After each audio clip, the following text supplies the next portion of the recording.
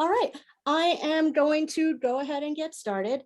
First of all, I want to thank everybody for joining us here today. This is our fifth in our series of conversations with the community called Unpacking Silver. We have heard about the economy, we have heard about the government, we've heard about community building, and today we are going into a subject that is very important and another one of those foundations of our community, both in the past, in the history, and what we are today and where we're going. So we're going to examine cultural identities. And first, if you have not been to one of these, the format is going to have our main presenter, Tom Hester, and he's going to be giving a talk about starting with the 1880 census, and it's a really amazing piece of information that I sincerely hope that really gets around. Everyone in this community should really be more aware of where we come from, of the real people who really built this town in all of its aspects and who keep it going. So I'm so glad and happy to be able to present that today. And then we're going to take a short break, come back in about 5 to 10 minutes, get your coffee, refill, water, whatever have you. And we are going to have our guest commentators, who I'm very pleased to have with us today, Miss Patsy Madrid and Luis Quinones and Raul Turrieta. And they will be joining us in the second half. So I want to let everybody know that this is a little different. You may have heard that this is a lecture, that this is a series of lectures, and that is not entirely true. What we want this to be is a real conversation about the community. We're not just looking to tell you information. We want to hear back from you, and we want to have a conversation and really get everybody's input and delve into these subjects more than maybe we have or have been able to in the past. I think that this is going to be a fantastic journey. So I'd like to thank a few of our partners that are of great help. For one, this series was funded by a grant from the New Mexico Humanities Council. We are the Silver City Museum, which you see behind me. I am Erin Griffith, the educator. I always forget to introduce myself. That's who I am. And we are located in Silver City, New Mexico. And we are very blessed to have a partnership with WIL, that is the Western Institute for Lifelong Learning. And I'm gonna let Mary tell you a little bit about that. So all of you who've joined the session here today, I don't have a museum behind me. I'm at my house outside Silver City. But I am very happy to be here representing WIL, one of the volunteers with WIL, and happy to let you all know that the Western Institute for Lifelong Learning, WIL, has been around since 2005, when three visionaries, three folks who lived here in Grant County, came up with the idea of developing an Institute for Lifelong Learning here in Silver City, Grant County. So for 16 years now, WIL has been engaging with you all, with residents here in Southwest New Mexico, and this past year, because of Zoom, with people sometimes all over the United States. So it's been great. We're very proud to be working with the museum this summer in their presentation of the Unpacking Silver City series. So welcome, and thanks, Erin. Before I move on, I want to show you these three handsome and respectedly beautiful faces. These are three of our 7 scholars. We have here Tom Hester. No, sorry, that's the other side. We have here Stephen Fox, who will be presenting on the environment in August. Doug Dinwiddie, who started off our lecture series with a talk on the role of government, and Susan Berry, who spoke about the community building. So all of this series are a group of themes that we decided were intrinsic and basic to understanding our community of Grant County and Silver City. And so we did some studies, we determined these themes, and then we picked out and invited the 7 of the best local historians that were equipped and willing to examine these themes specifically and write a paper and do a presentation on them. And all of this information is recorded, including your comments, suggestions, and conversations, and will be used to further let us know where we should be going, what topics we're missing, what areas we need to be focusing on more in our research and our outreach, and also to lay the foundation for an upcoming exhibit, Silver City 101. So we want to get a broad picture of everything that Silver City is and how all of those interconnect. And today, I'm going to start that off with Tom Hester. Now, if you don't know Tom, then I'm sorry, but he is a fantastic scholar and historian.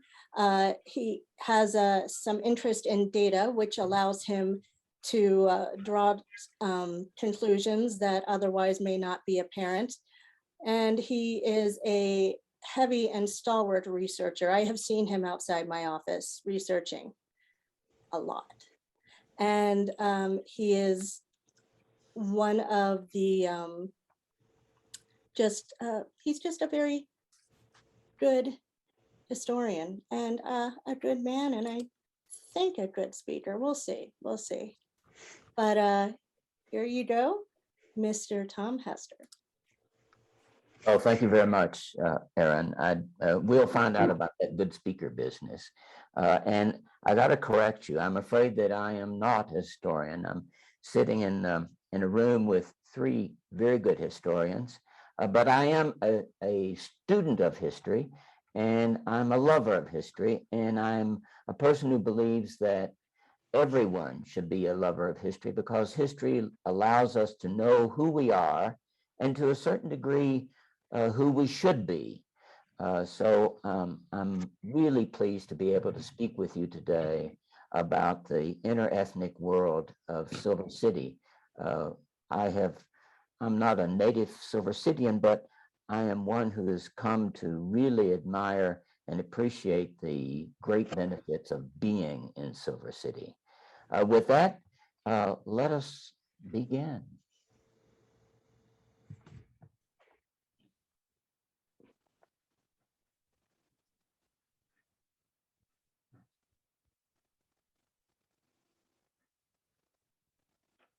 And it says that I'm supposed to click someplace, but I don't see where to click. So there you go. The arrows on the keyboard. Okay. The title of my being with you today is Somebody in Nowhere, the World Comes to Silver City. And I want to thank the people who have been a great assistance to me, and without whom I couldn't do what I'm doing right now. Ashley and Erin, the museum folks, are just first rate, and the materials at the Silver City Public Library, primarily as a result of the work of Susan Berry, are available to everyone. So if you're interested in any of the things that I say today, I would encourage you to go to the public library to investigate further. You'll find librarians there who will be willing to help you, and I think you'll find it a great adventure. Miller Library at Western is also a great resource, and you will find the same sort of help at the Miller Library that you find at the public library. And while I'm at it, I want to give a shout out to folks who love history and who have added to our knowledge about the Silver City. Patricia Cano did wonderful work in terms of the Chicano music. Paula Geisler has recorded innumerable things about Silver City's history, and Alicia Edwards made some outstanding photographs of women of the strike. And if you have any interest, perhaps you can investigate through the public library, through our museums, or at Miller Library. And I'm sure that if you find someone else interested in history, you'll be able to investigate further. Miss Nobody of Nowhere was America's first novel set partly in Silver City, a town of about 2,000, lodged in the wilderness of southwestern New Mexico territory. The year was 1888. Miss Nobody's author, there he is, Archibald Clavering Gunter, was a bi-coastal creature, English by sentiment and heritage. He was reared in California, and after attending university there, moved to America's cultural capital in New York City. A playwright for Broadway, a publisher, as well as a novelist, Gunter specialized in florid romances peopled with stereotypes. We discover the title character to be a member of English nobility, and nowhere dissolves into Boston, London, and New York. In the novel's closing pages, Silver City lawman Britt Garvey, based on Harvey Whitehill, travels to New York to bring to justice Miss Nobody's evil uncle. Possibly the most fanciful notion in Miss Nobody of Nowhere is that Grant County would pay per diem and travel to its sheriff to arrest a murderer in New York. We ought not to criticize Gunter too severely for his myth-making and inaccuracies.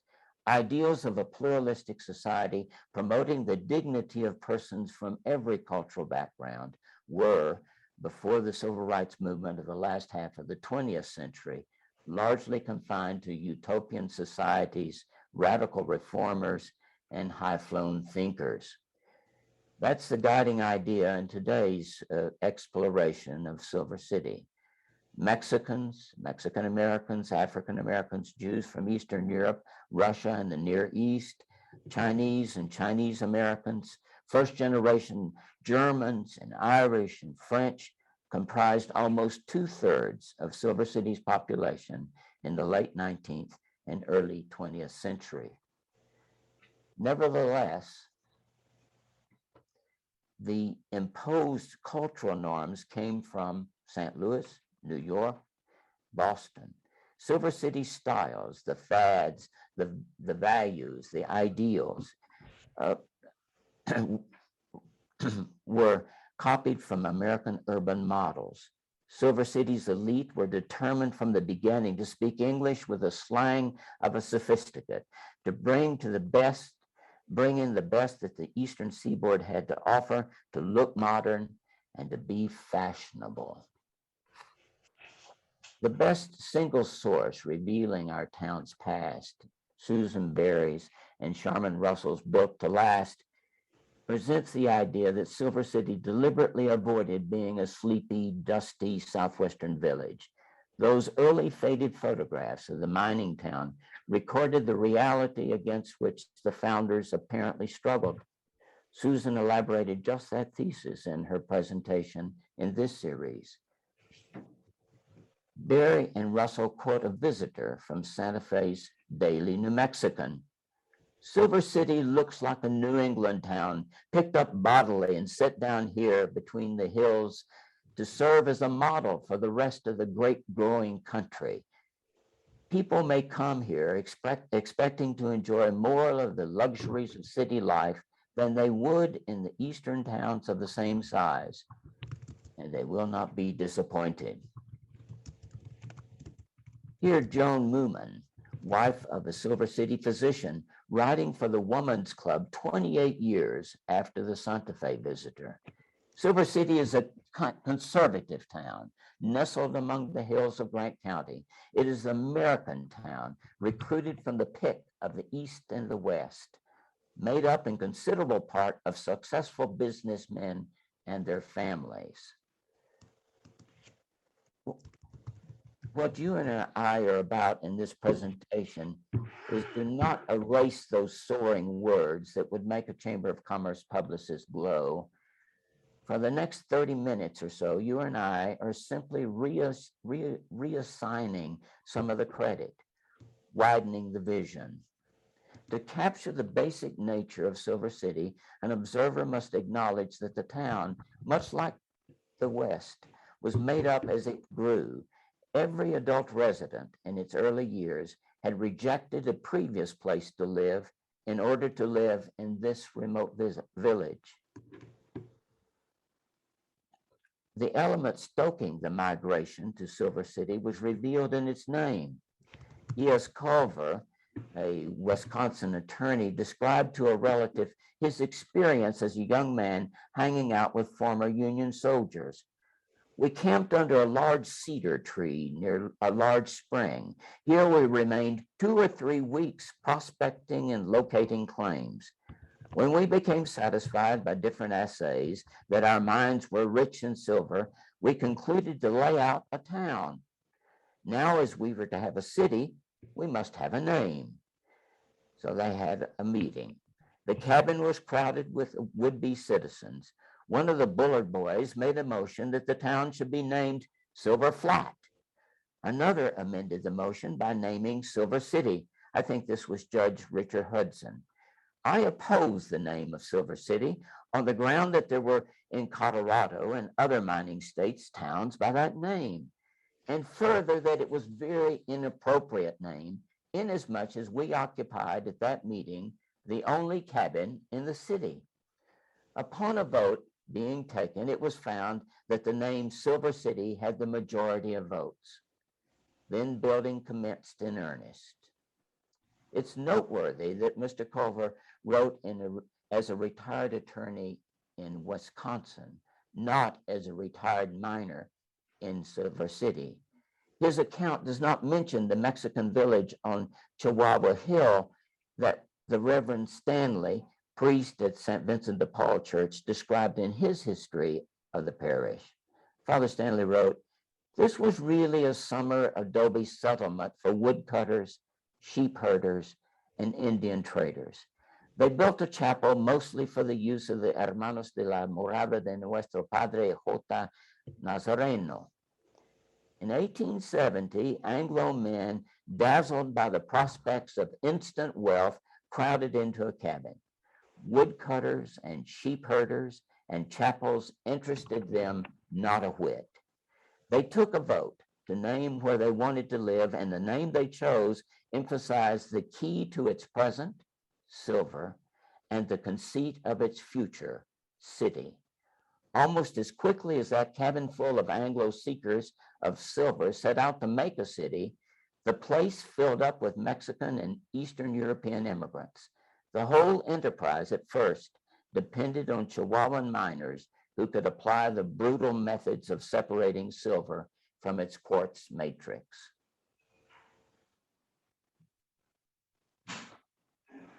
The 1880 census of Silver City counted 1,798 individuals with an average age of 26.3 years. Of that total, persons born in Mexico, 646, or persons with Mexican heritage and born in New Mexico, Texas, California, or Arizona, 298, comprised 53% of the total. Other foreign-born persons accounted for 9%.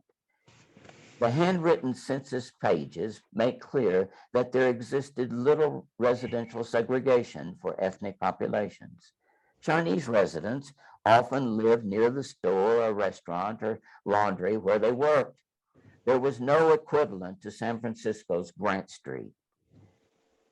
38% of Silver City's residents with a heritage other than Mexican were born in the United States or one of its territories.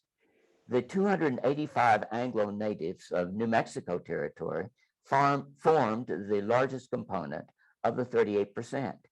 The 5 states providing most of the birthplaces other than New Mexico were New York, Ohio, Texas, Missouri, and Pennsylvania. The 5 countries other than Mexico, which provided the largest number of Silver City residents, were Canada, 29, Germany, 29, England, 27, China, 24, and Ireland, 19. The other foreign-born persons hailed from 13 other nations. All but 4 of the Mexicans who specified the state where they were born were from northern Mexico. 601 of the 646 total were Chihuahuans. If Silver City ever decides to erect a statue honoring our forefathers or forebearers, a Chihuahuan should furnish the model. The US Census has long recorded the race of the American populace, and it depended on its enumerators to decide whether a respondent or a household member was Black or mulatto. In Silver City, 1,742 persons were considered white, 16 Black, 18 mulatto, 27 Chinese, and 2 American Indian. The number of male versus female residents was lopsided, 62% male and 38% female.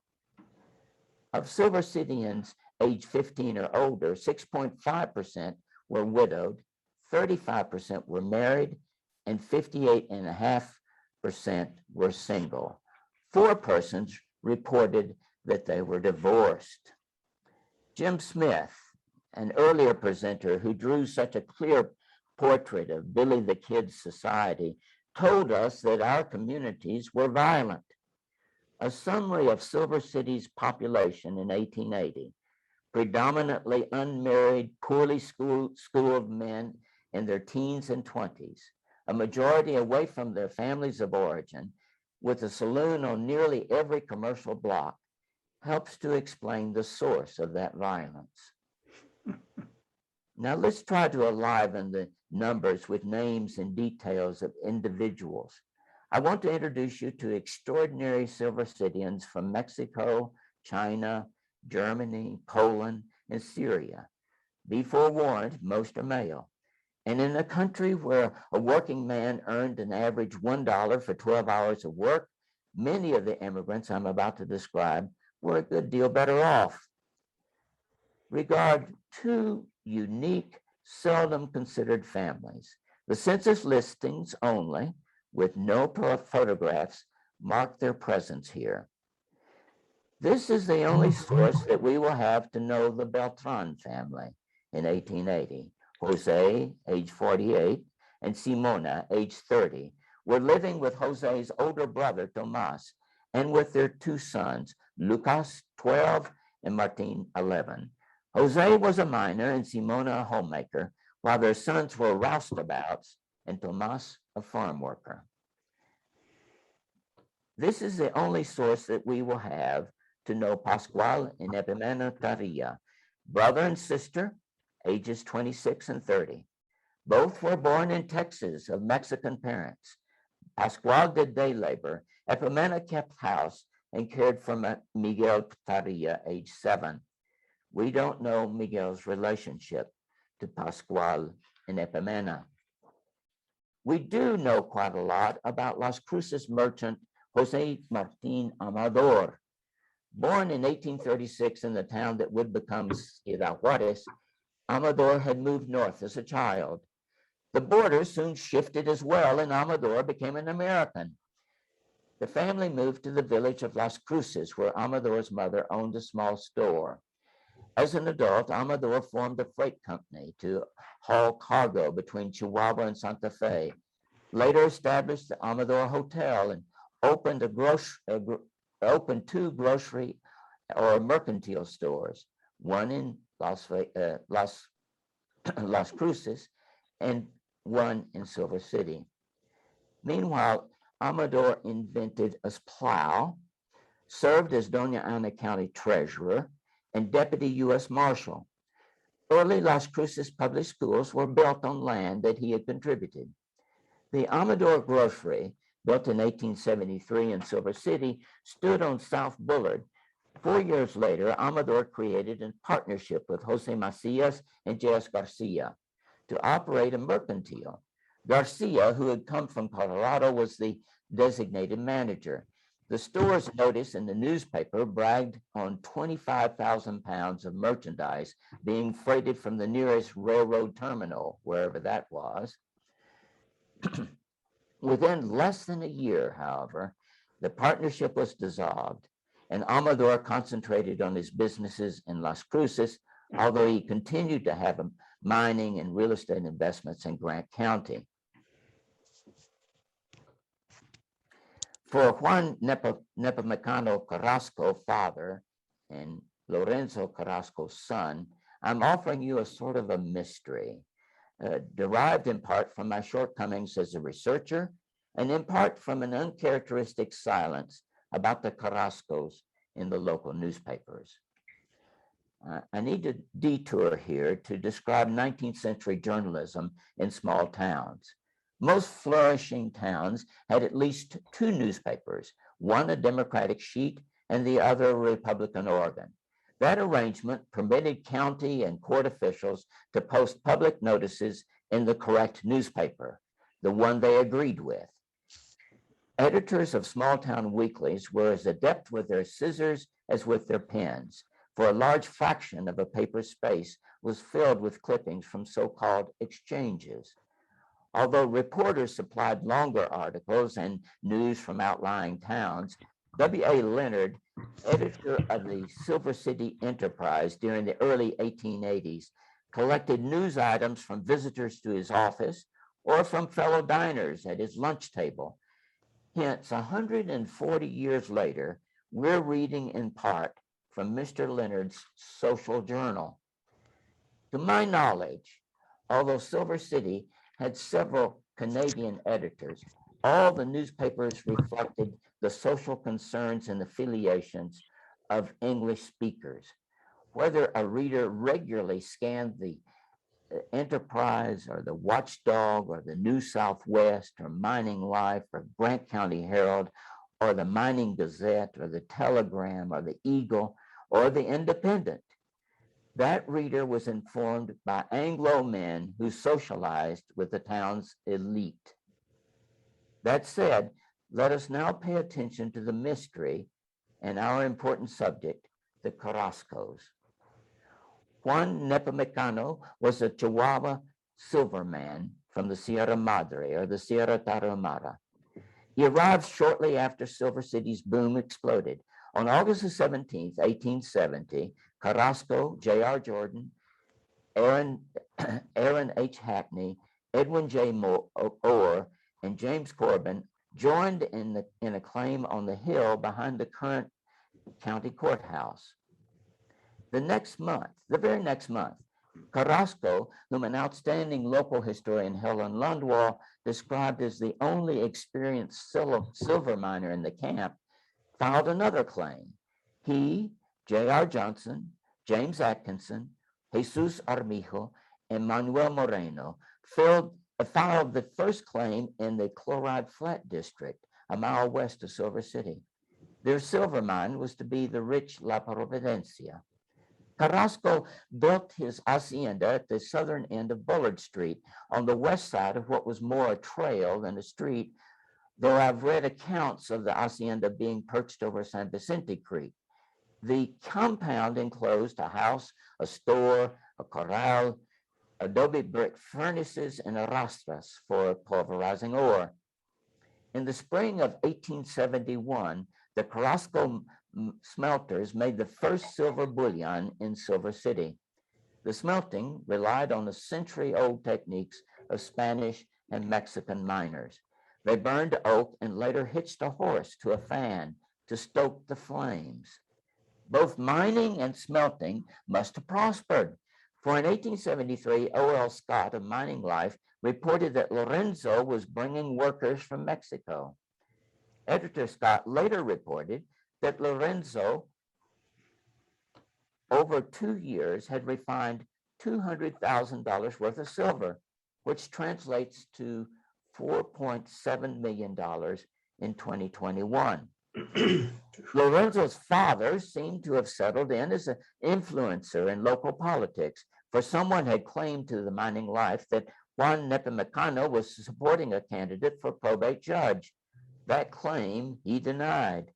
Soon after, someone nominated both father and son as Republican candidates for local positions, but the convention didn't support them. So what's the mystery?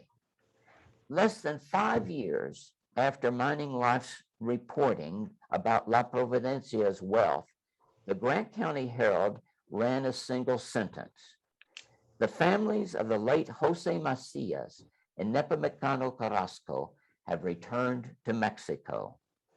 The hacienda had been sold.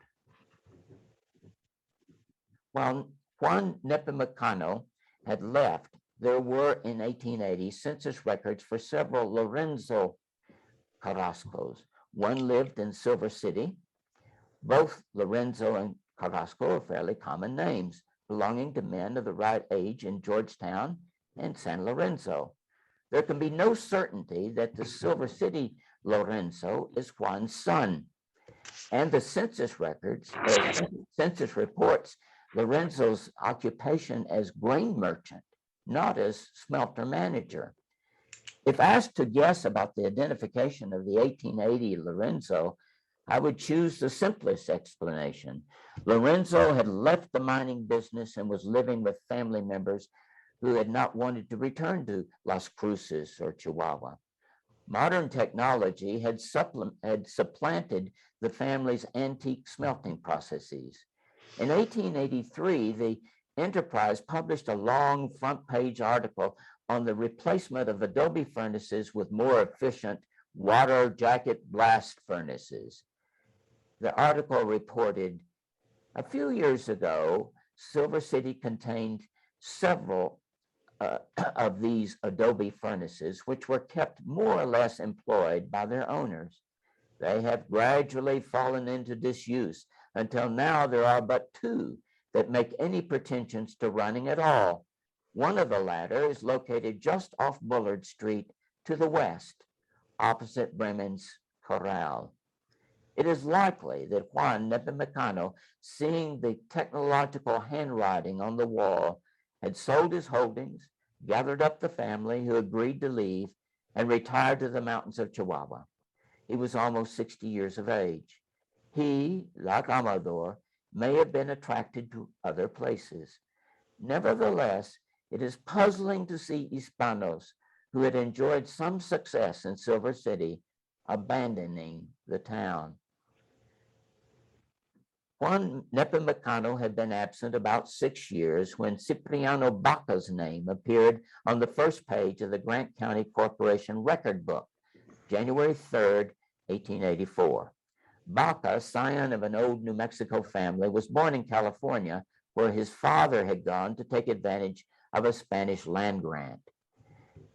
At about age 20, Cipriano sought to cure a lung ailment in Arizona. Cousins had established a ranch in Chihuahua, south of Palomas, and that possibly led to Cipriano's incorporation of the Membres River Cattle Company with an estimated and very ambitious evaluation of $500,000. It was the worst possible time to go into cattle ranching on the east side of Cook's Peak. A drought scorched the Southwest in 1886 and 1887. The blizzard of 1887 froze most of Baca's herd. That year, Baca became a Grant County deputy sheriff. And for the rest of his life, except when he was a butcher or the tax assessor for Socorro County, Baca was a law enforcement officer. His deeds and exploits I don't have time to relate, for there were many, nor can I explain the details of his trial for murdering a man in Mogollon. Baca participated, however, in an insignificant episode that deserves mention. In 1893, a tumultuous year when Congress repealed the Sherman-Silver Purchase Act, a distinguished company of 65 Silver Cityans formed what they called the Silver Convention. 2 Hispanos, Baca and J.A. Ancheta, were part of the reception committee. Ancheta had a long history in the area, beginning in Pinos Altos. In 1893, he was ranching in the Members Valley. He had been a justice of the peace and a Republican activist. His son, a Notre Dame graduate, had served as Grant County's first district attorney and as a representative to the territorial legislature. That Silver City power brokers could name 4 in-town German Americans, but only 1 in-town Hispano, a deputy sheriff, points to their criteria of wealth and connections. The pattern in the chronology of relationships between the 2 dominant ethnicities, Hispanos and Anglos, shows that the era of respect that had begun and continued in a time of war, permitting election of Apollonio Varela to a term on the town council, had sputtered to a halt by the mid-'80s. In the 90s, a fatal Pinos Altos fight between 2 miners, an Hispano and an Anglo, had the sheriff and the independent using words like race labor riot, putting Mexicans against Europeans. Dr. Stephen Fox, one of our presenters, has described in an article the period between 1890 and 1950 as that of los leyes de Jaime Cuervo, Jim Crow laws or customs, when Southern segregationist style measures restricted public institutions serving or not serving Mexican Americans. Some Hispanos responded to this hostility in Anglo-only associations by forming their own societies. The Alianza Hispanoamericana was founded in 1894 in Tucson as a fraternal benefit society, una sociedad mutualista, primarily providing a venue for social activities and insurance for burial expenses. The Alianza spread rapidly across the Southwest, including multiple chapters in Grant County. The society sought to preserve Hispanos' cultural heritage and to engage members in learning and applying American political ideals. The Silver City Lodge, chartered in 1904, according to the Enterprise, is in a highly flourishing condition, and new initiates are being added to it at every regular meeting. 2 years later, the Silver City Lodge was one of the largest in the jurisdiction. The first lodge building was on the corner of Pinos Altos and San Vicente Streets on Chihuahua Hill. In the 1920s, the Alianza moved to Texas Street, south of Broadway. In 1930, it celebrated its 25th anniversary with a big dance at the National Guard Armory. And in 1944, when Silver City had 2 lodges, Jose Morales, president of Lodge 17, chaired the regional convention in Silver City. After the war, however, the organization lost its fervor. Its membership drifted away during the 1950s. In the late 1940s, when the Hispano community wanted to celebrate the 16th of September, Mexico's Independence Day, they turned to the Knights of Silence, who were not silent at all, for they exploded dynamite on La Capilla Hill before the grito and the start of the parade and a dance at the Armory. St. Vincent de Paul Catholic Church was perhaps the only institution in Silver City that knitted together Spanish speakers and English speakers. The church celebrated the 12 de Diciembre observance of the Virgen de Guadalupe. When the capilla still stood, the church processed to the little chapel. The community lit bonfires or luminarias to guide the way of the men carrying the statue of the Virgin. In more recent times, 2 councils of the League of Latin American Citizens, or LULAC, provided a voice for some Hispanos. A LULAC council now occupies a former church building in the Chihuahua Hill neighborhood. Its commitment to education has raised hundreds of thousands of dollars that it has granted in college scholarships to local students. Though Grant County Hispanos volunteered and sacrificed in military service during World War I, the changes introduced by the Second World War were more long-lasting. Women had been hired during the war to operate heavy equipment at the Chino mine, and throughout the region, women filled positions left vacant by servicemen. Mexican-American servicemen and medical personnel returned from the war with both new skills and a keener awareness of justice. Those changes in perspectives and ambitions so deftly treated by Rodolfo Anaya in Bless Me Ultima were focused by Grant County's labor union, Local 890 of the International Union of Mine, Mill, and Smelter Workers. The local thrived despite the Taft-Hartley Act because it found strength among mine workers. Those workers faced harsh working conditions and in some contracts had to fight a dual pay system in which Hispanos received lower pay and no chance for promotion. What follows are just a few of the names of community and labor leaders during the 1940s and 50s, everyone a mining district or Mimbres Valley resident. Joti Morales, Daria Chavez, Brigido Provencio, Albert Munoz, Anita Torres, Art Flores, Juan Chacon, Virginia Chacon, Lorenzo Torres, Cipriano Montoya, Joe Ramirez. In the 1950s, the men and women of Local 890 lived out the truth of J. Webster, the teacher of all Silver City children in 1874. Webster reported to the local board, "I am sure when this people, that is the Hispanos, become better known, their detractors will become more cautious about ignoring the truth in regard to this people. For it is highly probable that from the rising generation of this people that will come, that some will take a prominent part in the halls of Congress." In the historical record of the majority population, the Hispanos, was a thin public attention to the smaller African-American population that was almost non-existent. There was one reported individual, John Gaskin, at the beginning of the 20th century. Gaskin, an owner of a vacuum cleaner shop, received a gubernatorial appointment to a Denver conference on African-American issues. He was also the secretary of a Grant County organization to organize Black voters in 1912. After the formation of the group, however, there was no other news. From 1890 to 1926, Anita Scott Coleman, daughter of a retired Buffalo soldier, graduate of New Mexico Teachers College, lived in or just outside Silver City before moving with her husband, a printer and photographer, to Los Angeles. From 1919 to 1925, Coleman published short stories in national magazines like The Crisis and The Messenger. Those periodicals served as the outlets for the Harlem Renaissance, a major flowering of African-American literature and art.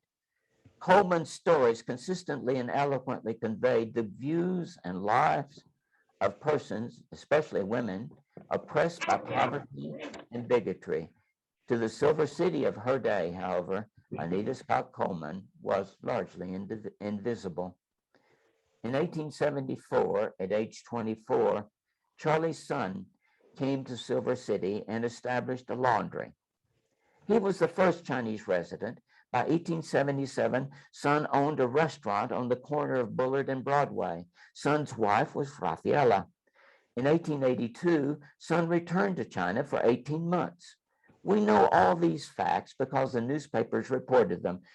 I suggest that the newspapers reported on the Chinese residents and their celebrations, while scarcely ever taking note of Mexican quinceañeras and tamaladas, posadas and bailes, because the Chinese customs were more exotic, and because every week Chinese owners of restaurants and laundries dropped by the newspaper office to pay for their weekly advertisements. The nature of the reporting was mixed. Editors shuffled through their thesauruses to find synonyms: celestials, Mongolians, opium smokers, heathen Chinese, China boy. Stories about Chinese residents often mangled admiration for an ancient civilization with juvenile insults.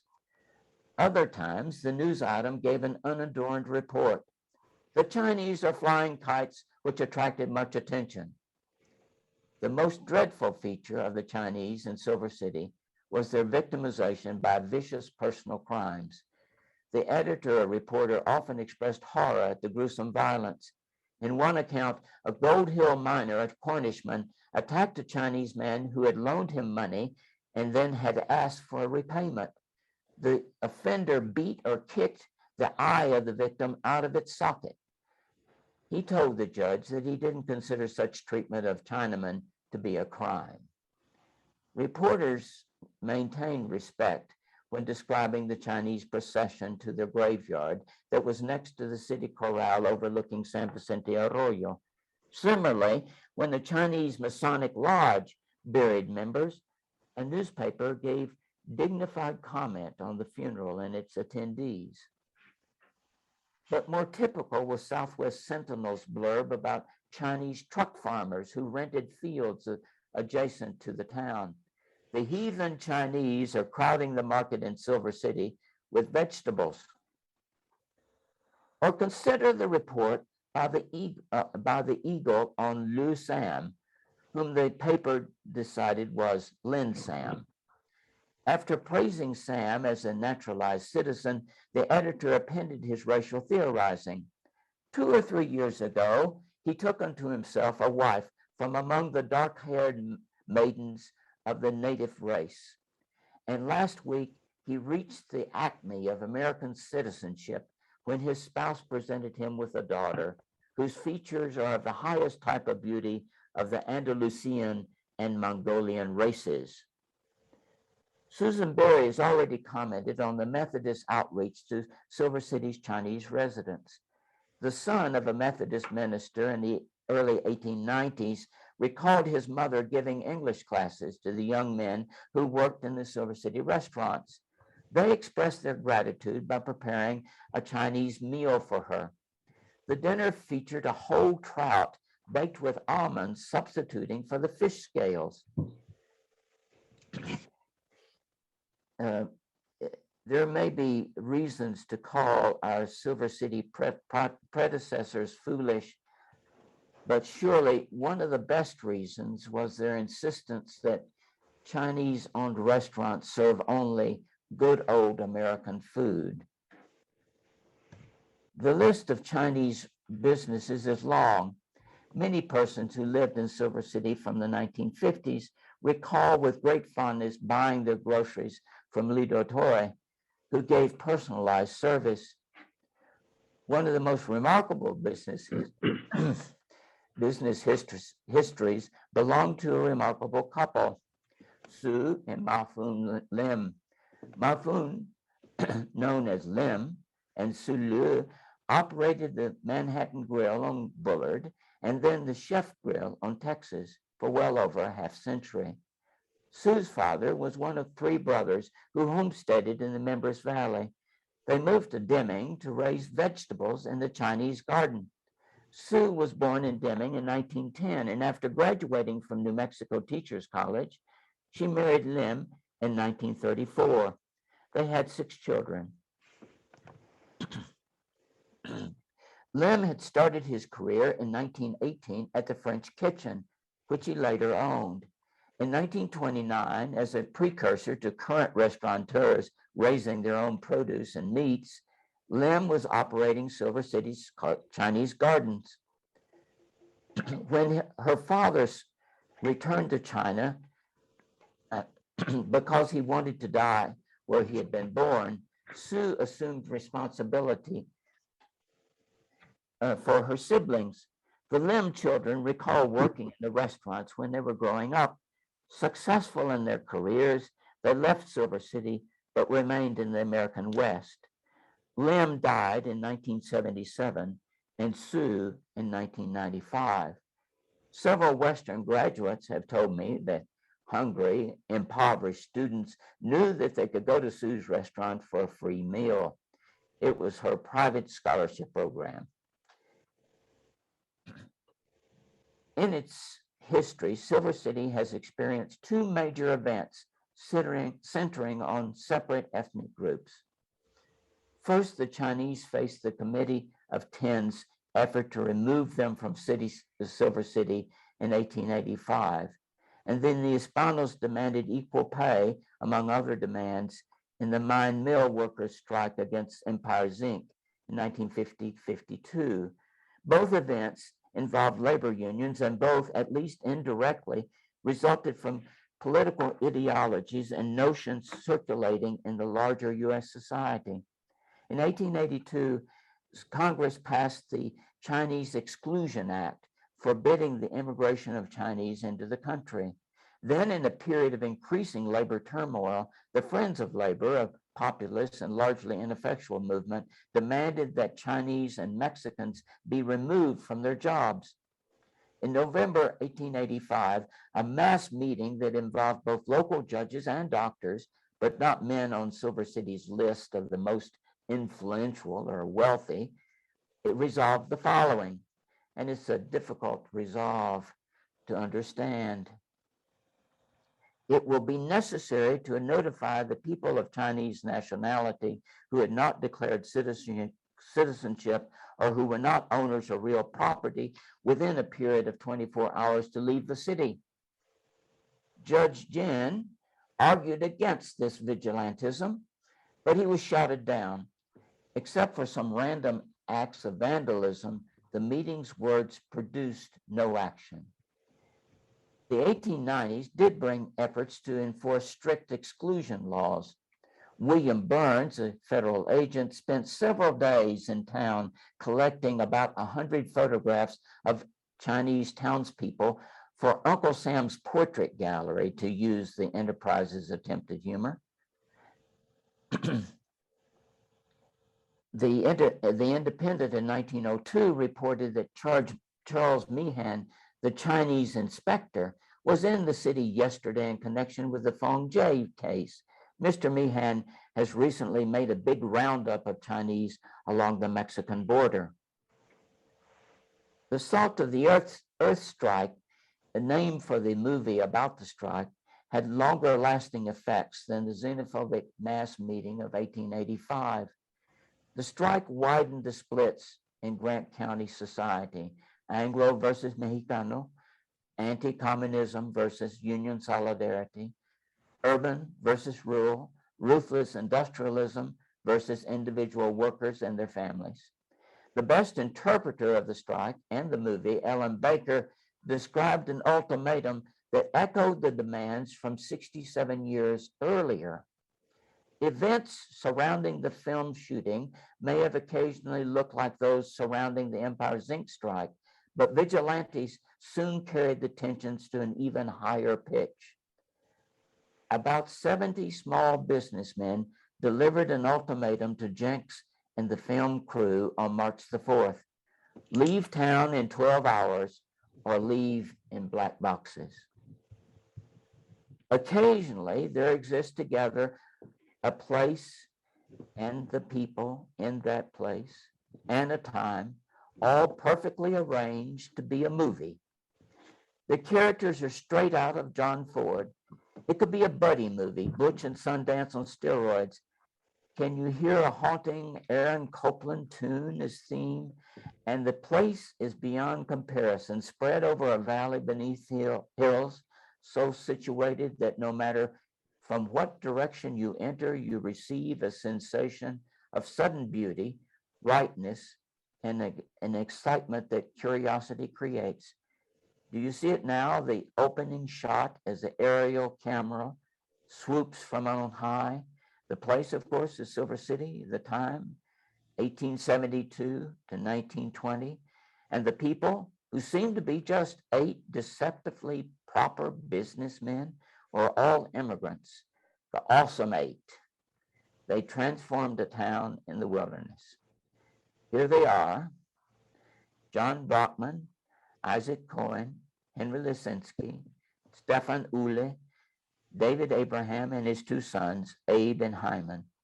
Presumably because the valley was empty and a town to be a town needs buildings, all of them were associated with building something. Only Brockman built somewhere else in Southern California. And Hyman had just a house on Cooper Street, if you don't count the number of renovations of his barber shop. But the rest What a series of accomplishments in Silver City: hotels, theaters, office and store blocks, houses, and rental units.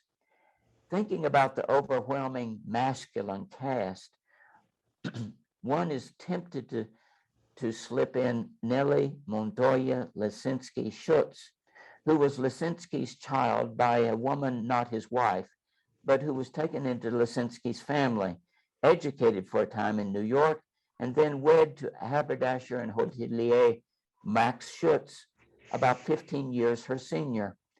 Silver City newspapers were almost delirious in describing the Lisinski-Schutz wedding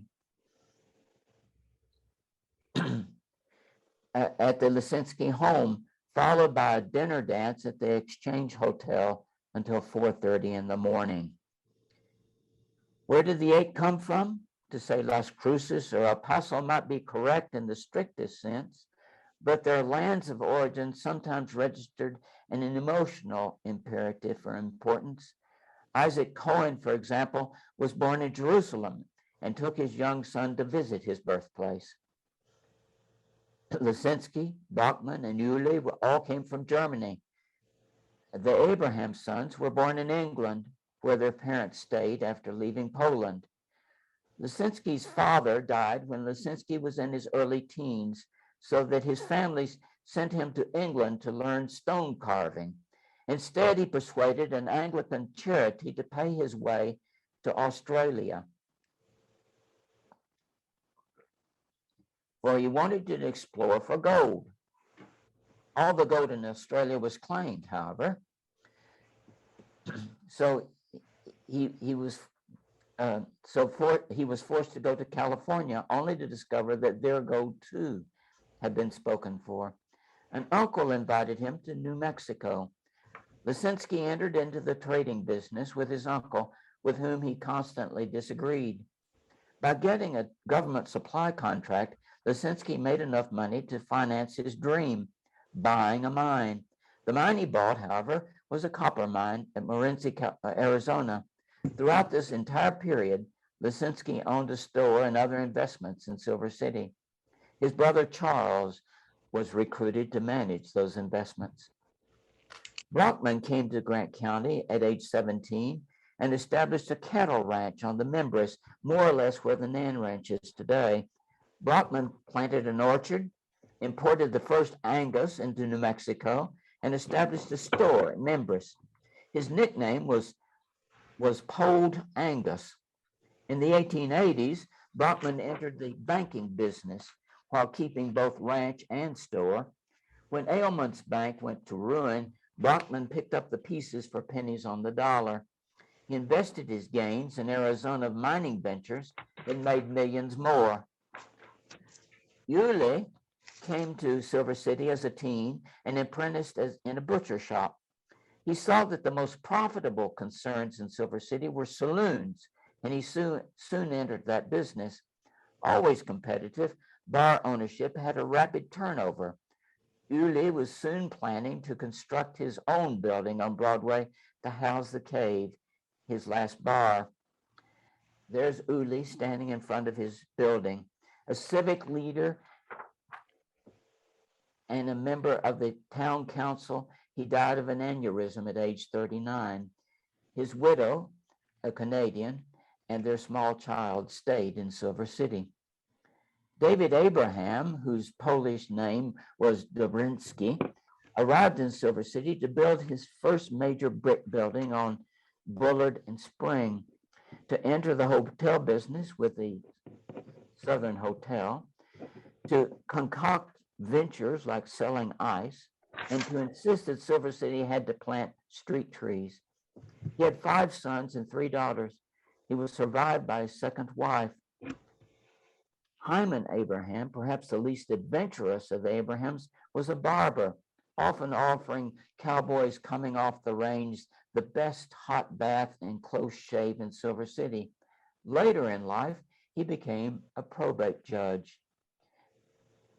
Abe Abraham, perhaps the most dramatic of the Abrahams, and it's curious, here he is standing, leaning against a railroad car behind a group of other men.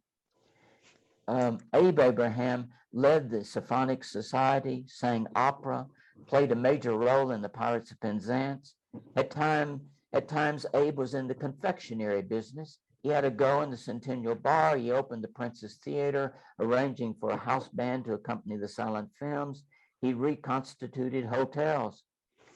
The Abrahams were the only members of the 8 to remain in Silver City, though the hotel business in Clifton, Arizona, tempted Abe away. Lisinski retreated to an executive position in a Park Avenue address. Cohen announced that his children needed a better education, so that he too assumed a company post in New York. Brockman bought many city blocks in what would become downtown Los Angeles, where he retired. Schutz also moved to Southern California, having shared his extensive Silver City holdings with his children. The Awesome 8 had a happy ending. We have come to the end of our time, but not of our subject. Maybe over the next 20 hours, we would be permitted to approach completion, that is ever receding goal. I promise you that we would try to expand the definition of who it was that made this place, the City of Silver. There were somebodies in nowhere.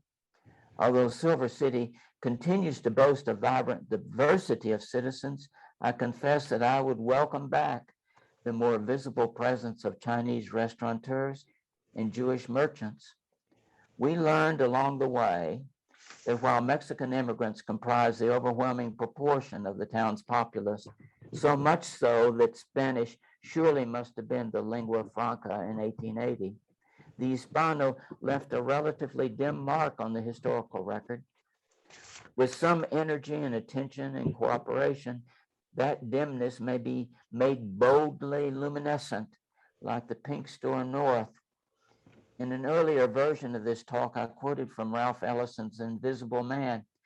I've tried in a modest way for a short time to make a few of the less visible more visible, to put flesh on somebody. And I do thank you for your attention.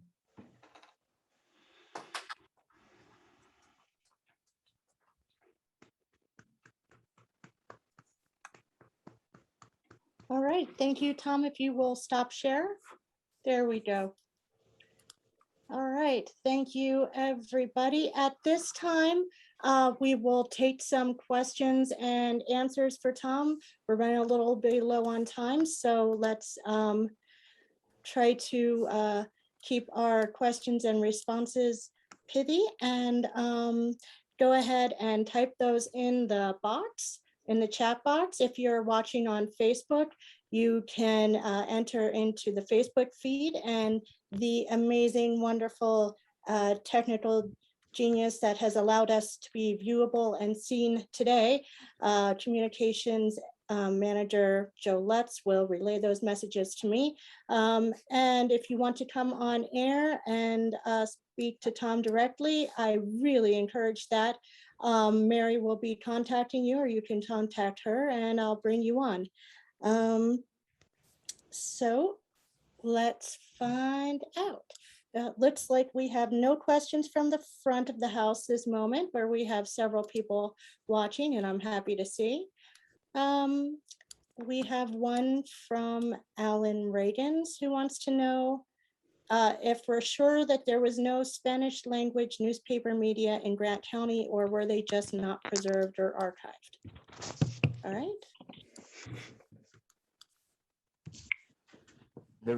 The researches that I've read listing the newspapers, and the newspapers that I listed during the talk were not all the newspapers that were in Grant County. They're fairly thorough at the Library of Congress, and so as far as I know, not until the 20th century, the mid part or the latter part of the 20th century, did we have a paper for the Hispanos. The Mine Mill Union had a paper responding to the house sheet, but that was primarily for mine workers and not for the general public. All right, thank you very much, Alan. I hope that answers your question. Right now, Mr. Javier Marufo, who is our newest curator here at the Silver City Museum, and we're very happy to have him, would like to speak for just a moment. Let me bring him on air. Javi, are you there? Hi, can you hear me? Yes. All right. Well, first of all, great presentation as always, Tom. You always knock it out of the park. I wanted to take this opportunity to talk about the museum's Chihuahua Hill History Project. I hope you've heard about it, but if not, here you go. Chihuahua Hill is one of the town's oldest neighborhoods, and just as you heard with Tom's presentation, Chihuahuans were a substantial demographic in Silver's early population. Regardless of this fact, details regarding the historically Hispanic neighborhood are often sparse, so we're trying to remedy that.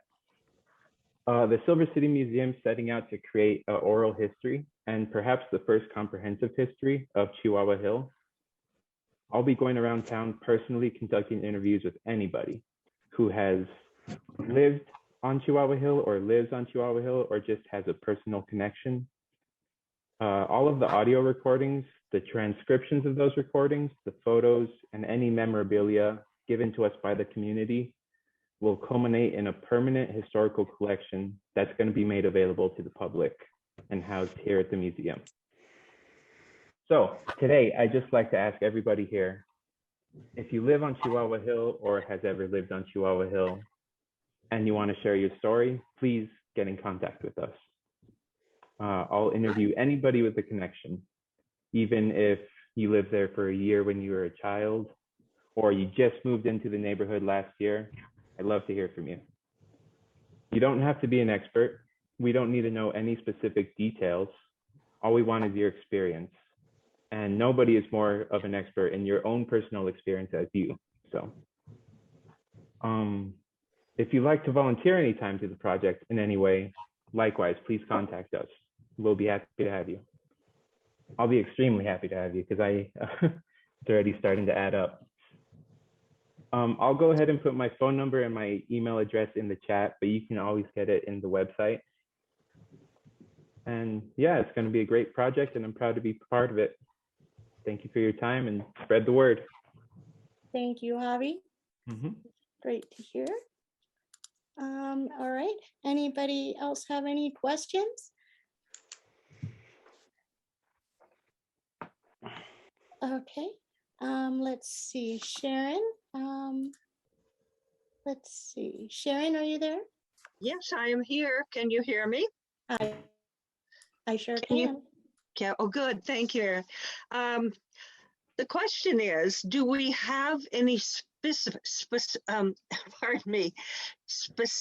Do we have any details about the process that was the ancient way of extracting silver from quartz? Tom had mentioned the Hispanic population here had been doing that, and in Chihuahua as well. Can we have more information about that ancient process, please? Thank you.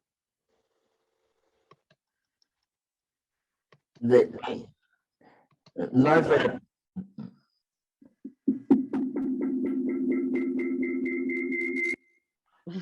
that sounds like feedback. Oops. Please don't turn your volume on, guys. Get your volume down. Tom's volume's on now. Wait a minute. Is everything okay? All right. All right. I have a question. Tom, can you hear me? Yes. Okay. Are you ready for another question? Do you want me to respond to the previous one? Oh, yes. I just didn't know if you were. There was the the newspapers paid a good deal of attention to the technology of mining. That interested them, and it interested their readership a lot. It wasn't for nothing that some of the newspapers had mining in their titles. So they described in great detail some of the methods that the miners used, and they also described how sometimes they were failures. And it was interesting that the Chihuahuans were able to, in using rather primitive and antique methods, able to secure the bullion that they did. So it was a process that involved sometimes, always, mixing of quicksilver, so that you had to have mercury in order to pull the silver out of the dust that they made in the rastras, and then the actual smelting required various sorts of fluxes and ingredients in order to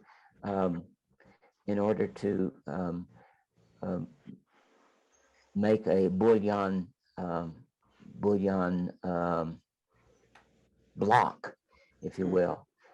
So it was a fairly complicated and long process that very often took pretty much of a day in order to get a very small amount of silver.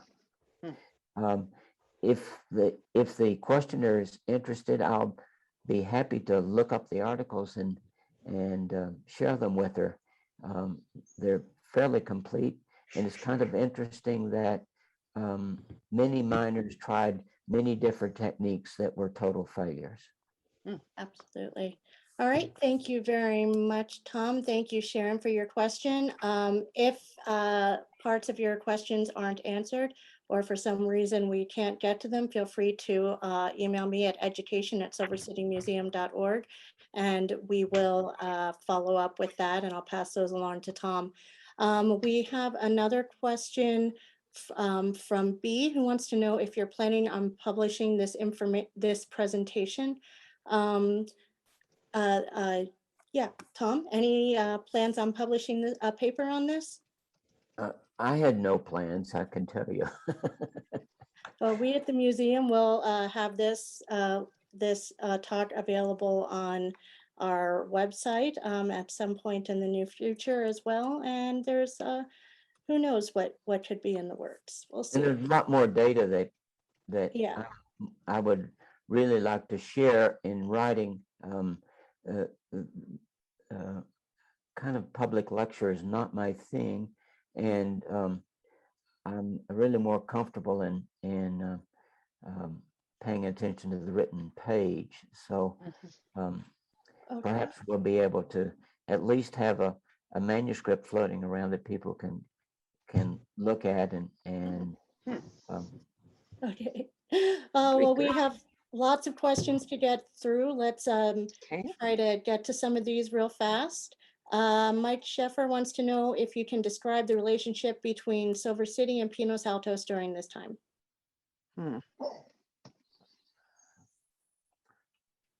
I'm sorry, I can't. I don't know.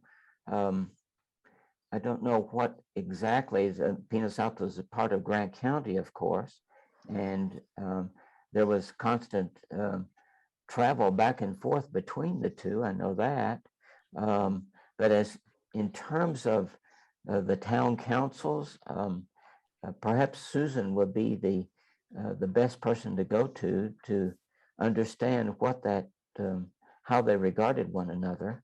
Anything, Susan? I think with Pinos Altos, they had booms and busts, a lot of ups and downs.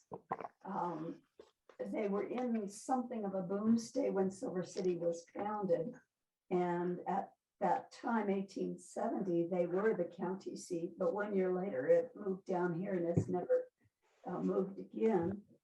In the late 1890s, there was a lot of mining activity going on, the sale of the mines there to the Hearst Syndicate, and lots of activity going on.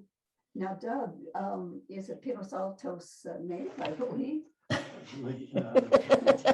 Well, I grew up there, not a native, but I grew up there, lived there again. But Pinos Altos' major interest in Silver City was beating them at baseball. So What? I didn't hear what he Being a said. baseball team. Oh, All right. Thank you. Thank you, guys. I hope that answered your question. Erin, may I say something? Erin, may I say something? Sure. Can you hear me? Yes, on another subject.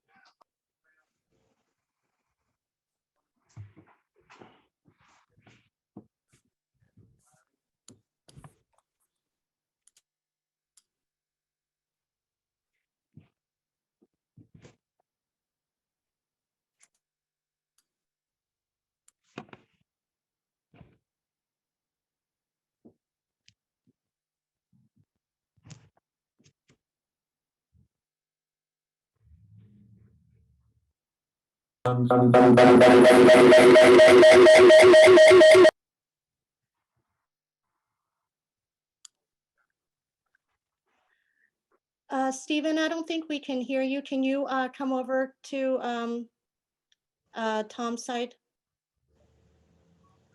Okay, Tom, could you paraphrase that? The question had to do with the Alianza and whether the local organization was associated with the organization in Tucson. And yes, it was. They maintained, they had regular conventions, and it was a fairly thriving and successful organization, particularly right up until the 1930s. Where did you find information about it? The Texas Handbook of History has a really nice article on the Alianza. And if you go online, there's also a good amount of information just on the Alianza. It was a mutualista, so it was interested in insurance as much as anything else. All right, guys.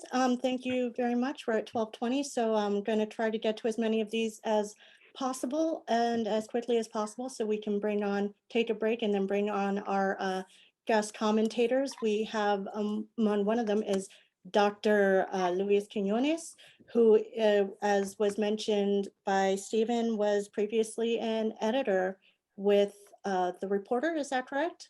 Yes. All right. So we want to make sure to give them plenty of time as well. I have a few more questions to get through. Joyce Newman asked, were the ethnic and cultural divisions rooted in the us and them mentality? Now, some of these more philosophical questions we may want to hold off on and address in more conversational, informal tone with the rest of the panel. So if you have anything factual or historical to say about that, Stollers and Tom, go ahead. Otherwise, I'm going to ask Joyce that we hold off on that one until we can get a more broad response. Is everyone in agreement? All right. Dan Borenstein loves the photo of Lem and Sue Lime family. They introduced him to chicken fried rice. Linda Pafford noticed that when Grant County applied to be part of Arizona, there were no Hispanic names on the petition. Do you have any more information on the businesses of that time period, or if the Hispanics had any response? That's a good one. Well, maybe Susan knows. I have never read what the Hispanic what the Hispanos thought about secession. I don't really have any information. I remember a large list of names, but not who was on that list. yeah, the record is just kind of silent on Yeah, that. well, maybe that's a good one to bring up after the break as well and see if anyone knows anything. I know Mr. Raul Turrieta, our Grant County assessor, and personality and MC extraordinaire, has been doing some research, so maybe he has something to add to that. He's been along for our journey here. So Linda Clearman or Leah Clearman would like to know whether the Jewish population has just become less visible. She's Jewish and has only moved to the area this year, but met 2 other people identifying as Jewish this year. Did there used to be a synagogue closer than Las Cruces? No, and that's something that interests me, because it seemed to me that there were enough persons in Silver City to form at least a minyan, but to my knowledge, there was no religious observance in Silver City. They did observe the Jewish holidays Mhm. in terms of closing the business on that particular date. Nope.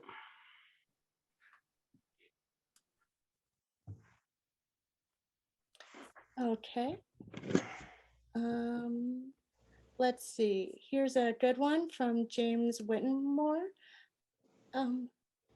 Wants to know, perhaps somewhat related to the topic, given the diversity of the population, was there an internationalist component to the labor organizations in Silver City?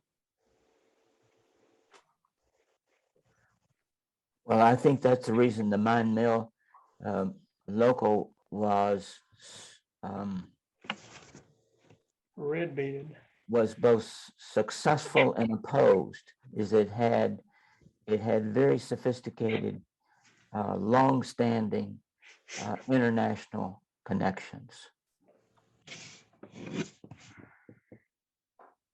Okay. Dan Borenstein would like to know, what do you think attracted so many Jewish merchants to Silver City in the 1800s? You know, that's a wonderful question, because the rabbi that wrote a very fine biography or brief biography of Lisinski, a rabbi in El Paso, asked that very question. Why on earth would a person leave the comforts of New York City to come to the wilds of New Mexico? And I don't think that's an answerable question. I know if you read Lisinski's wonderful account of his experiences in New Mexico, particularly his experiences as a developer of a copper mine, you will appreciate that this is a man of great adventure. He had just a terrific character. And you know, I was joking about the movie, but I do believe that if ever there were a person that deserved a movie made about him, it's Henry Lisinski. All right, thank you. Last couple of questions now. Someone would like to know, where is the current location of the Chinese gardens? It's pretty much grown up in trees and other things.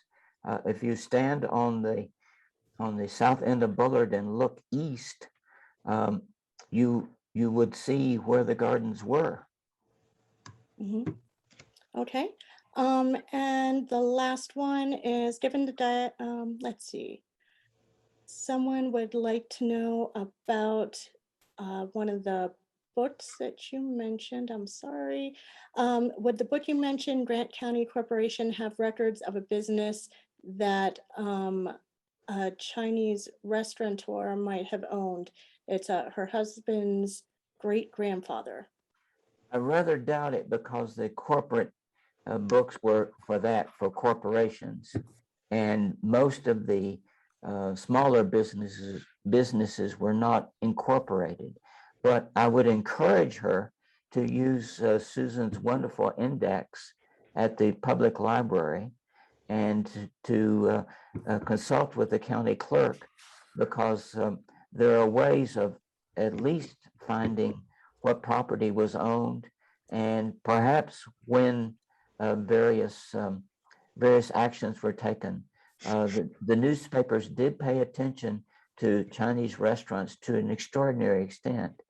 I think it's related to the advertising, but be that as it may, it's a good source. Good answer. Okay, thank you so much. With that, guys, we are going to take a 5-minute break. I want to thank Tom Hester for doing such an amazing job. That was very informative and brings up some points and topics that I'm very glad that we will have the opportunity to delve into even further with a little bit more of a historical context as we talk about the implications and modern day relevancy of that, and how do we feel about what our cultural identity is today in Silver City and Grant County, and where we're going, where we'd like to go. So stick around, and we're going to take a 5-minute break, and then when we come back, we will hear from our panelists, Luis Quiñones, retired, Dr. Luis Quiñones, I'm sorry, retired professor of history at Western New Mexico University with a concentration in Hispanic culture. Patsy Madrid, a long-time resident and local business owner, and our county assessor, Raul Turrieta.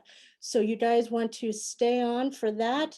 Come back in 5 minutes. If you have a chance, you will help us out here at the Silver City Museum by donating $5, $2, 5 cents. It doesn't matter. Any bit helps to the Silver City Museum Society. And you'll also receive a link to that. Silver City Museum Society is a nonprofit that supports programs like these being able to be done free to the community and to be offered. So if you can, please donate. If you can't, your presence and your input is the most valuable thing that you could give us. So let's welcome everybody back. Hi, Tom. It was a great presentation. We have our scholars who will be available for comment as well, and our commentators that we're so happy to have with us today.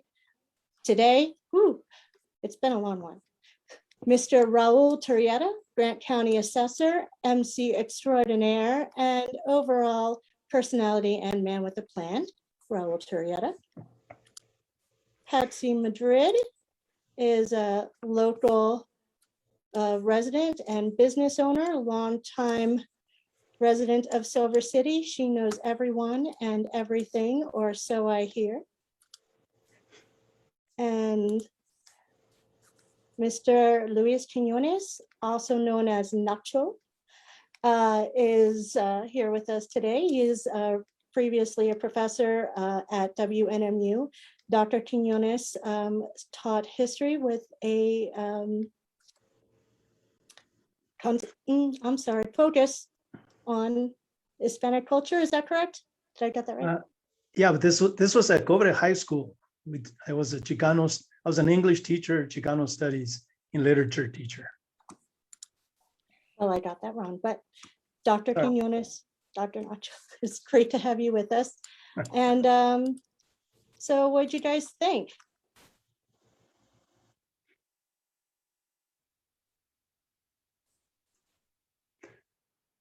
It was a great presentation. I don't know who's gonna go first, but I guess I will jump in. I just want to say that this history that was presented today was very important. It should be taught to all students in middle school and high school, because as a student, I remember that it felt like we weren't there. We were invisible. What happened? We've been here for over 500 years in the Americas, and in the United States long before there was an independence movement, and very seldom mentioned. And even in local circles in Grant County, the same thing. So this is important so that people can see the challenges that existed and the challenges that still exist. And so our students can work to make a better world knowing this knowledge.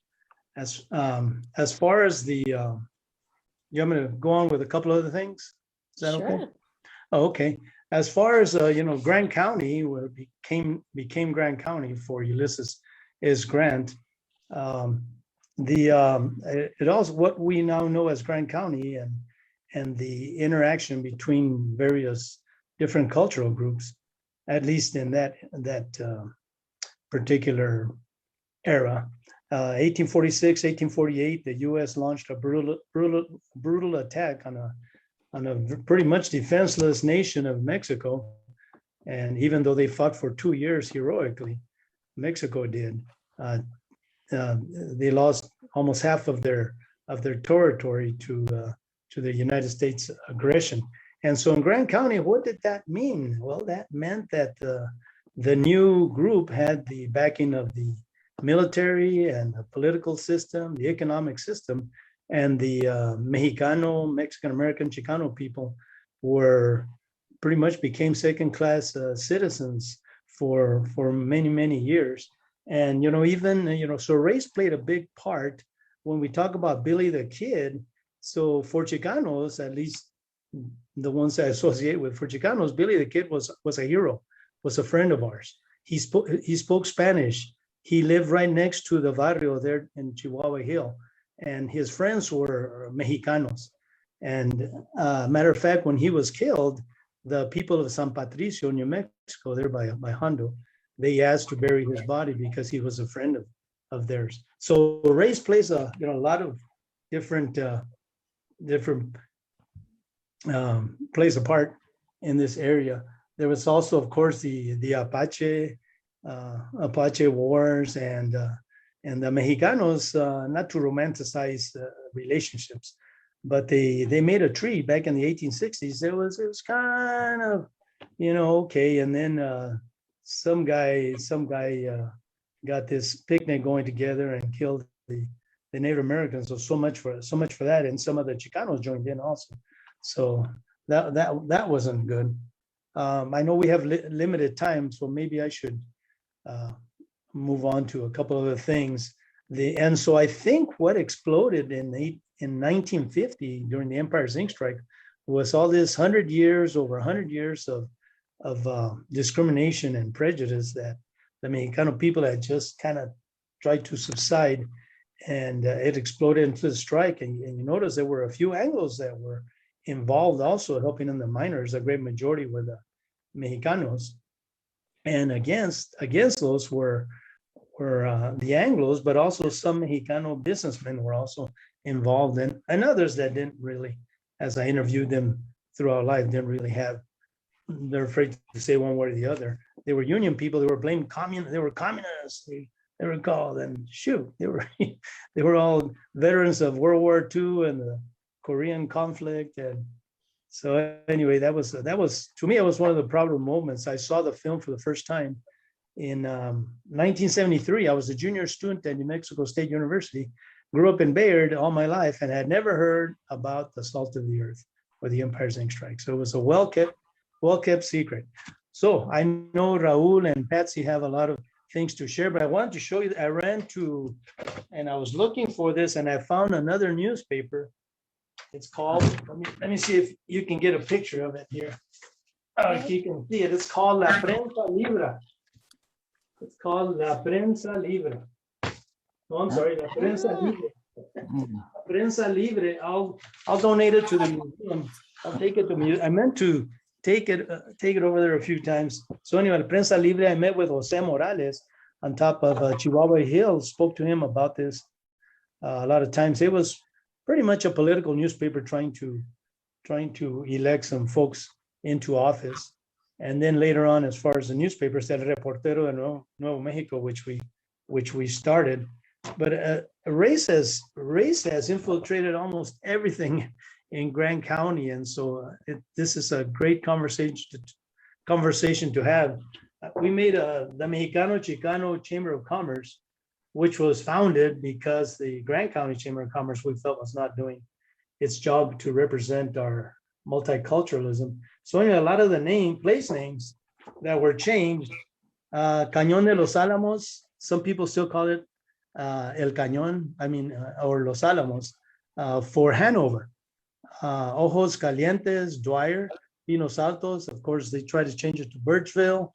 El Valle del Rio de Arenas, they tried to change it to Whiskey Creek. Kind of a nice name too, huh? Santa Clara came back to Santa Clara. in the 1996, I believe.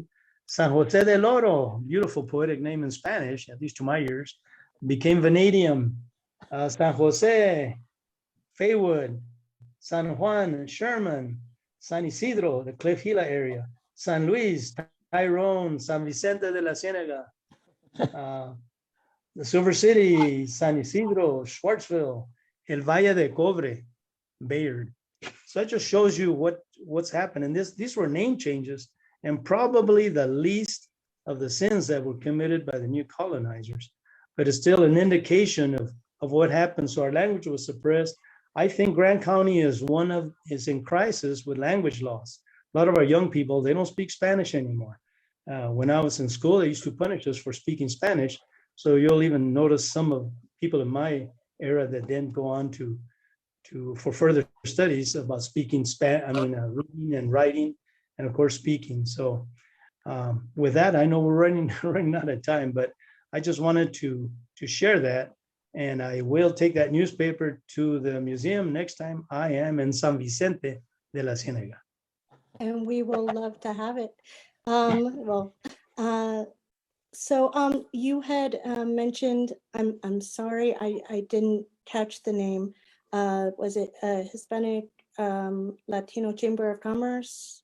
No, we chose to call it Mexicano Chicano Chamber of Commerce. Okay. We Mexicano felt that Chicano we felt that, the name Chicano is the name that we chose for ourselves as a people back. It didn't start in the 1860s, although that's what history will tell you. And also, of course, being Mexicano. So we wanted to make sure, as opposed to Hispanic or Latin or etc. I appreciate the correction, and thank you very much for sharing that. Is there a website that we can possibly put and share with the audience so that they can see more, if that's okay with you, or something? Oh, you're talking to me? Yes. Yes. No, there isn't one, but I have one because I publish what I call Raza, Peace, and Historical Calendar. Mm-hmm. So you know what? That's a good place to. I'll talk to you about that later. So I do have a website that I seldom use, as you can tell. Okay. Well, if you can think of it before the end, let's put that in the chat box so that everyone can have a chance to look at it, or in the follow-up email or something like that. Okay. Okay. Let's see, who else wants to? Well, I guess I'll start. I'm Patsy Madrid, and I was born in Silver City. I was raised not in Brewer Hill, because we don't call it Brewer Hill. To us, it was Perros Bravos.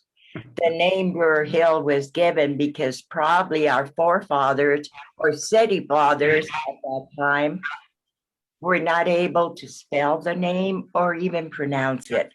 So it became Brewer Hill. And, going through a lot of changes, being in school, starting school where we were segregated, having places downtown where Mexicanos couldn't go in.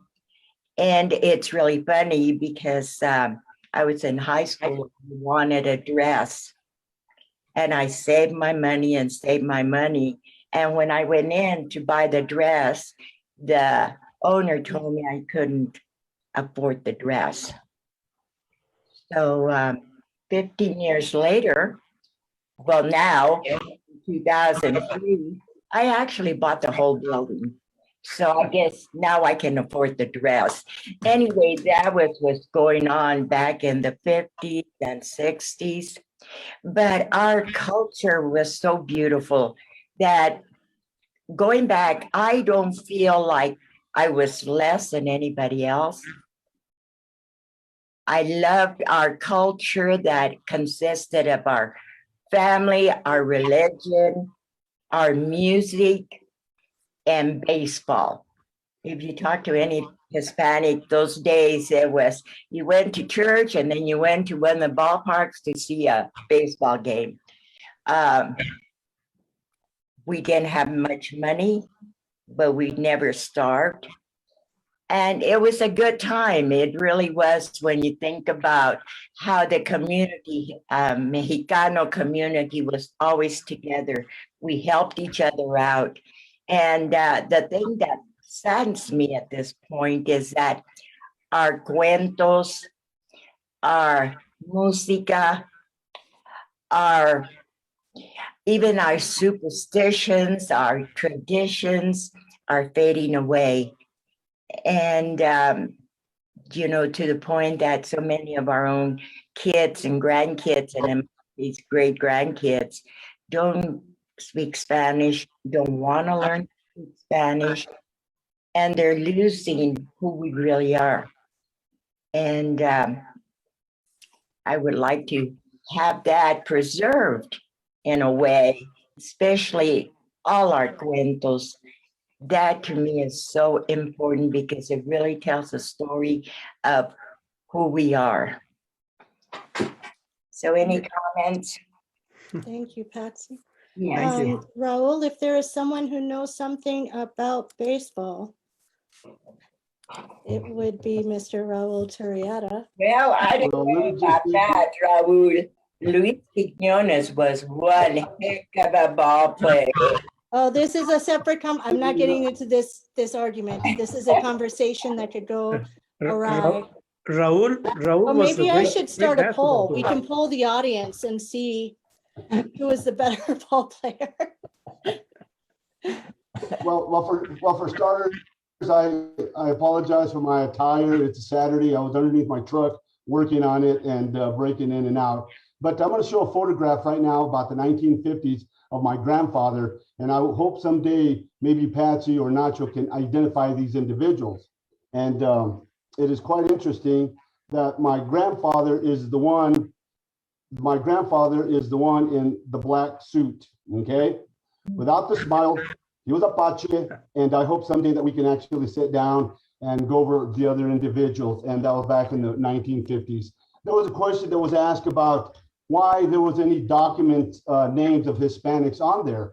And being on the radio show yesterday with Tom Hester, how amazing that he performed there on the show was, one question was asked was, you know what, Tom Hester, why wasn't there very many photographs of the Hispanic individuals? And he answered, and go ahead, Tom, if you want to answer that, but it was quite interesting that you look at why would they be on the documents? How come there weren't very many photographs at that time of the Hispanics? Come to say that, the poverty, they couldn't afford cameras and so on. But it's going to be quite interesting to find out why there wouldn't be anybody on that document. A question, go ahead, Tom.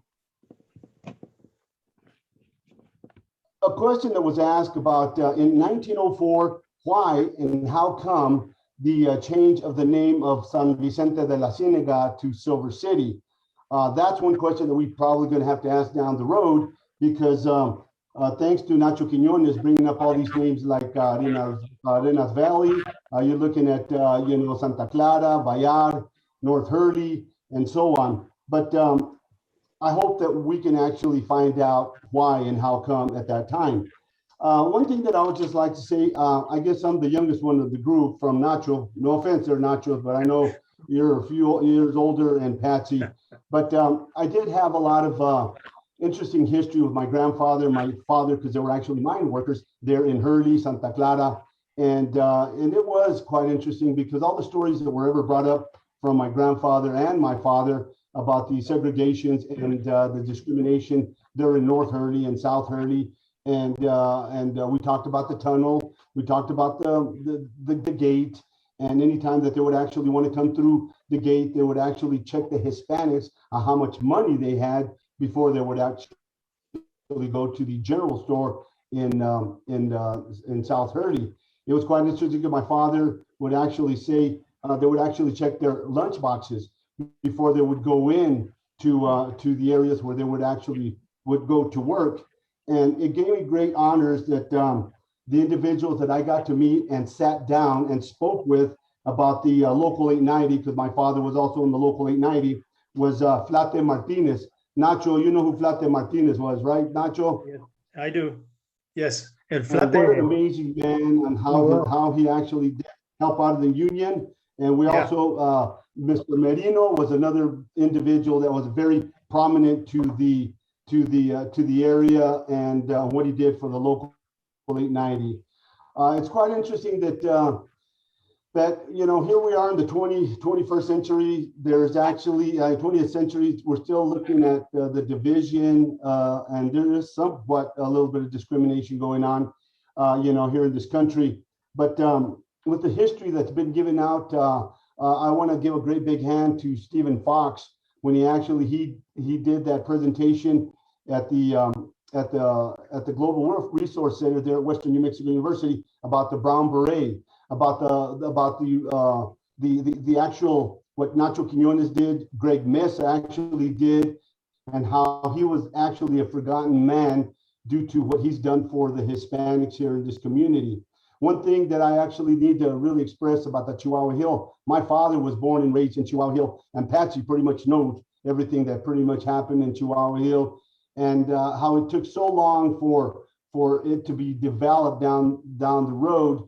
Being the county assessor, looking at the history of what went on in Chihuahua Hill, Black subdivision, the North Silver Heights, quite amazing where the change of dynamics on how all these houses were actually built. Chihuahua Hill, I was 13 years old in the barrio, and I know Patsy, I use that term, but it was up on Brewer Hill, and I was 13 years old, and I'm 60 years old right now, and we still have an outhouse at 13 years old, living in the town of Silver City. That's how the development ever came from those areas to actually the Brewer Hill area. As time has gone by, things has been developed here in this community. I just want to say this was amazing, Aaron, what you guys done. Tom Hester, I really appreciate you coming on the radio show. Luis Quiñones, you've been my hero throughout the years, not only in baseball, but what you did for the Reportero. Stephen Fox, Dr. Dinwiddie, and you know what? I want to play baseball, and guess what? I'm going to be playing baseball, in the fall, so that's great. Susan Berry, you're just enormous household name in this community, and what wealth of information that you have for this whole community, for this whole county, and even to the state of New Mexico. Thank you very much, Aaron, for allowing us to say a few words. And I wasn't going to say anything there, Tom Hester and Aaron, but I'm glad I had an opportunity to say a few words. What do you mean, say a few words? It's not over. There's more words from you guys. Oh, Aaron, can I just real quickly about, I know they didn't discuss the attempted secession from New Mexico. And I had read several articles about that, and it had to do with the race again. Surprise, surprise. The Anglo residents of Grant County did not feel that the legislature, which was comprised of a lot of Mexican American Hispano politicians, could represent them adequately. So the Grant County raza was pretty much comfortable. They felt that there was, as a matter of fact, they did take some of their complaints to the legislature and to the Spanish-speaking legislators, who were very heroic. But that was the main reason they wanted to join Arizona, because they felt that Arizona would be more amenable to their culture, etc. And so that's what happened, And it's an intriguing story. It's a very interesting story, by the way. It's not, I just said a few words right here, but it's a very, very intriguing story. It sure is. It's one of my favorite from around here. So many angles. So let's see. Alan wants to know if anyone has any thoughts on how to best share cultural history traditions across different groups. Can diverse traditions be preserved without segregation? That's a good one. So, Patsy, what do you think? Is it possible?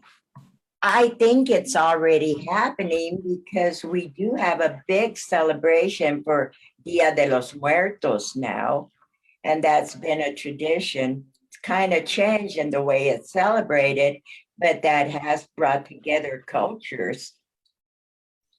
And I feel that here in Grand County, I feel just seeing the people get together when we have fiestas with music, that we have blended, and that people are really interested in our culture and our traditions. And I think it's up to us Mexicanos to be able to share even more. Okay, does that create a dilution, though? I think is a concern of a lot of people, that blending cultures and could lead to more of a dilution of the Chicano culture over the years. Well, you know, now it's almost impossible to stop it because our families are so blended now. You know, we're not just truly Mexicanos anymore. You know, our kids have blended, and we have different cultures within families now. I do think historically we should preserve our original traditions, but you know, whether that'll happen or not, it's the age, the time we're in, and we're a very blended community now compared to what I remember back in the 50s and growing up. I mean, it was where you never saw a Mexicana dating a white guy or anything like that. I mean, that was even in the 60s when it was a so now it's totally different. In the 1980s and 1990s, we made a deliberate attempt to have our celebrations on our terms, as opposed to, in other words, they didn't want us to have we had a 40th and 50th celebration of the salt of the earth, the Empire Zinc Strike. And I'm sure the status quo said, oh no, how could they do that? Well, that was a heroic moment in Grand County, one of the most important. We would also celebrate Cinco de Mayo, not for the furniture sales or beer sales and stuff like that, but Cinco de Mayo as a quest from freedom and from international colonization by the French of Mexico, which actually helped the United States. We might be speaking French right now if France had succeeded back in 1862. And then also the 16 de Septiembre, which was the independence of Mexico, because this was at one time, and for some of us, still part of Mexico, you know, occupied Mexico, we call it occupied. So anyway, but it was like celebrations on our terms, and not to dilute it, but to maintain without trivializing, you know, our culture, our being. If I may, you know, we have the Territorial Charter Day, and thanks to Patsy on her Territorial Charter, you know, I mean, it's all grouped together. Thanks to Dr. Dinwoody with the burlesque baseball and Aaron with burlesque baseball. But it's quite interesting that we actually see that on that celebration where you have the floridical dancers, you actually have the bands that come into play. You have such a diversity where people dress up to play softball, you know, and we have over a couple hundred people showing up, and it's such a diversity where we have it all over the town of Silver City, downtown at the Silco. We have it up there at Western New Mexico University, at the Murray Hotel. And you're right, Patsy, we are actually mingling and meshing together throughout the history, you know, our history here. And once again, here in Silver City, it's just one of the nicest places to live because we all just literally love each other. We all respect each other. And I hope that that continues not only here, but all over the state of New Mexico and all over this country. Absolutely. Veering real quick here, we have a question from Sharon, who has been extremely patient, and I want to thank her for that. Does anyone know if there are any descendants of the Chinese that still reside around here? Yes, Herbie Toy, is he still alive? Yes, Montoy, yep, yeah. Yeah, he was still here not too long ago. Matter of fact, he actually owned a grocery stores there on Market Street, right across the old Elks Lodge. And it was quite interesting because it was a two-story building. Us kids would actually go down there and buy, candy and so on. But thank you, Patsy, for bringing a white toy. And Nacho, you know exactly who was at white toy. Yes, yes, the other wonderful place that I grew up in, like Happy Days, we had the Rainbow Cafe, and that was owned by Sherman Wong. And that was the place to be for all the Chicanos. We were there with a box and get a Coke or 4 glasses because we only had a nickel. So the Rainbow Cafe was our place. I'd like to put this out on the table, but for next time, Patsy and Raul and myself and anybody else who's interested in joining, we should get together.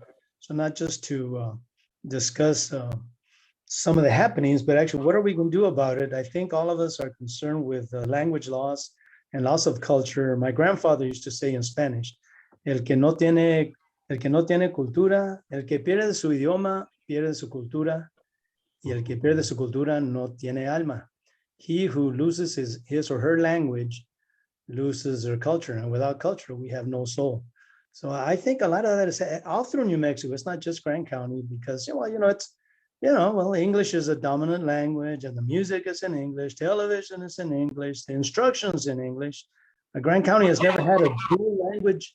Grand County has never had a dual language school and all throughout New Mexico. We have dual language Spanish English schools. On the reservation we have Navajo and English schools, but Grand County for some reason has never ever had a Spanish English language immersion program.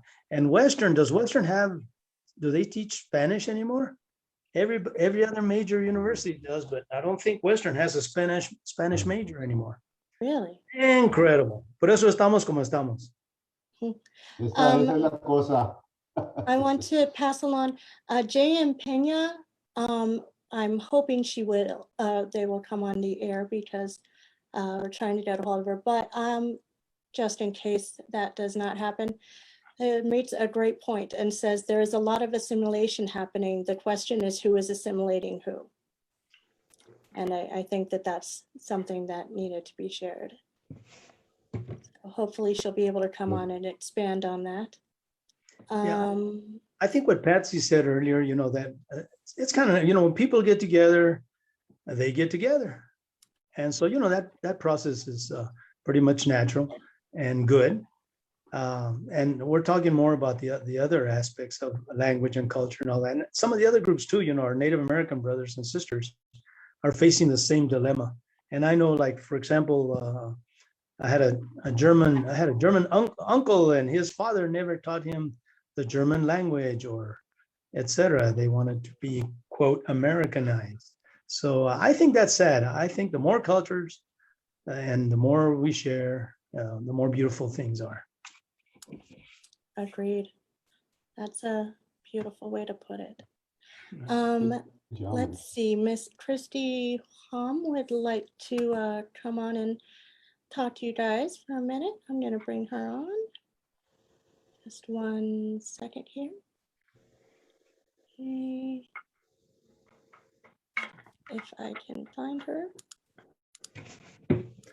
And I have to give Raul his due. We talked about baseball, but Raul was a great basketball player. Probably still is. I think he's still playing.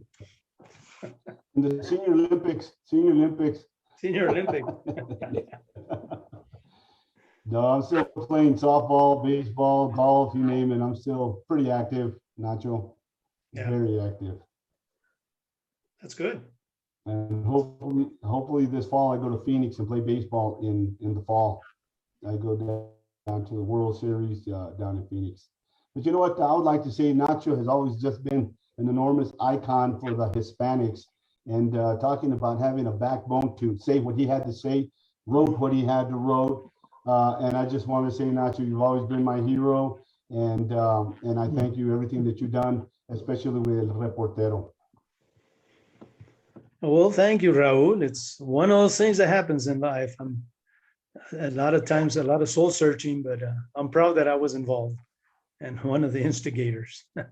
My favorite word. Well, and it's quite interesting that Mr. Fox, Stephen Fox, actually was the one that brought a lot of the history back out, and it was going to be forgotten. But Stephen, you've done a fantastic job. Thank you. Yeah, he has. You all have, and we appreciate it for sure. We seem to have lost Christy, but she wanted to know for Patsy or anyone if you remember Ting Hom associated with Barker's Cafe. Oh, yes. I remember that well, yes. Let's My see.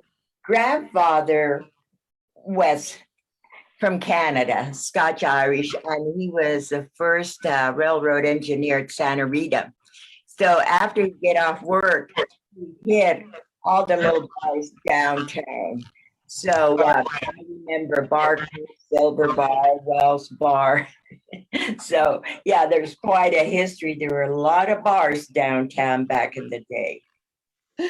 Sharon McDonald comments that isn't New Mexico a bilingual state? And that one way to preserve culture is to give presentations and events that are organized by and for the cultural preservationists in native language. So, thank you. Thank you, Sharon. Right, if anyone else would like to come online on air and talk to our commentators or presenters, please let me know. Also on Facebook, join the conversation, talk to each other, talk to us, and let's got a few more minutes and we'll see if we can get everyone in there. I think that I'm not sure who posed the question, but one of the most pertinent ones that we want to come from all of this is, so where do we go from here? What happens now? We know the history, or at least some parts of it, that hasn't always been pretty. And we know that there have been times when we have all existed multiculturally with our traditions intact and existed peacefully and equally or close to, I would hope. And we know that there's been times in our past where that has not been the case. And I think that, you know, we're a world in recovery from some of that. And so where do we go from here? I'd like to weigh in on something. Do I have to come over there, Tom, to be heard? No, you're seen and heard, I think. As a retired educator, I am very concerned by what I see going on in surrounding states. Texas recently passed a law based on what I consider the fiction of critical race theory, which is a hot topic in the right-wing media these days. And it's going to make it, I think, increasingly difficult for history teachers to do their job. It will soon become against the law to teach certain facts about American history. And I really am quite concerned about that. And the only way I think that the United States can avoid some bad outcomes is for people to start paying attention to who they elect to office and participation in the political process is really, really essential. I'll stop right there, but I have a lot of concerns. Thank you for those comments. I hope the teachers are listening in, because when that door closes, teachers are pretty much in control of the classroom. Of course, there's a lot of intimidation.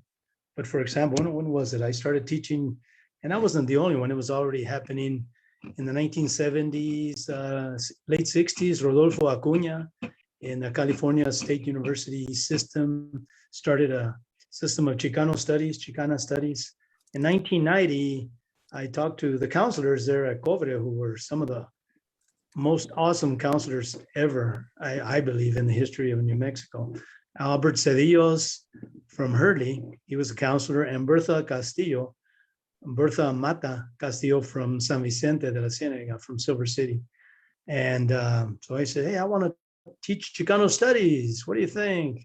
They said, sure, let's do it. How do we do this? I was an English teacher, so we based it on literature. And it was amazing. They asked, what do you want? Well, I want to make it an honors class. Okay, what about people that have C's? Can they join? I said, if they make D's or F's, of course. Come on, everybody join. It's an honors class. How can they? Well, let's do it. So they figured out a way to do it. This is what transpired.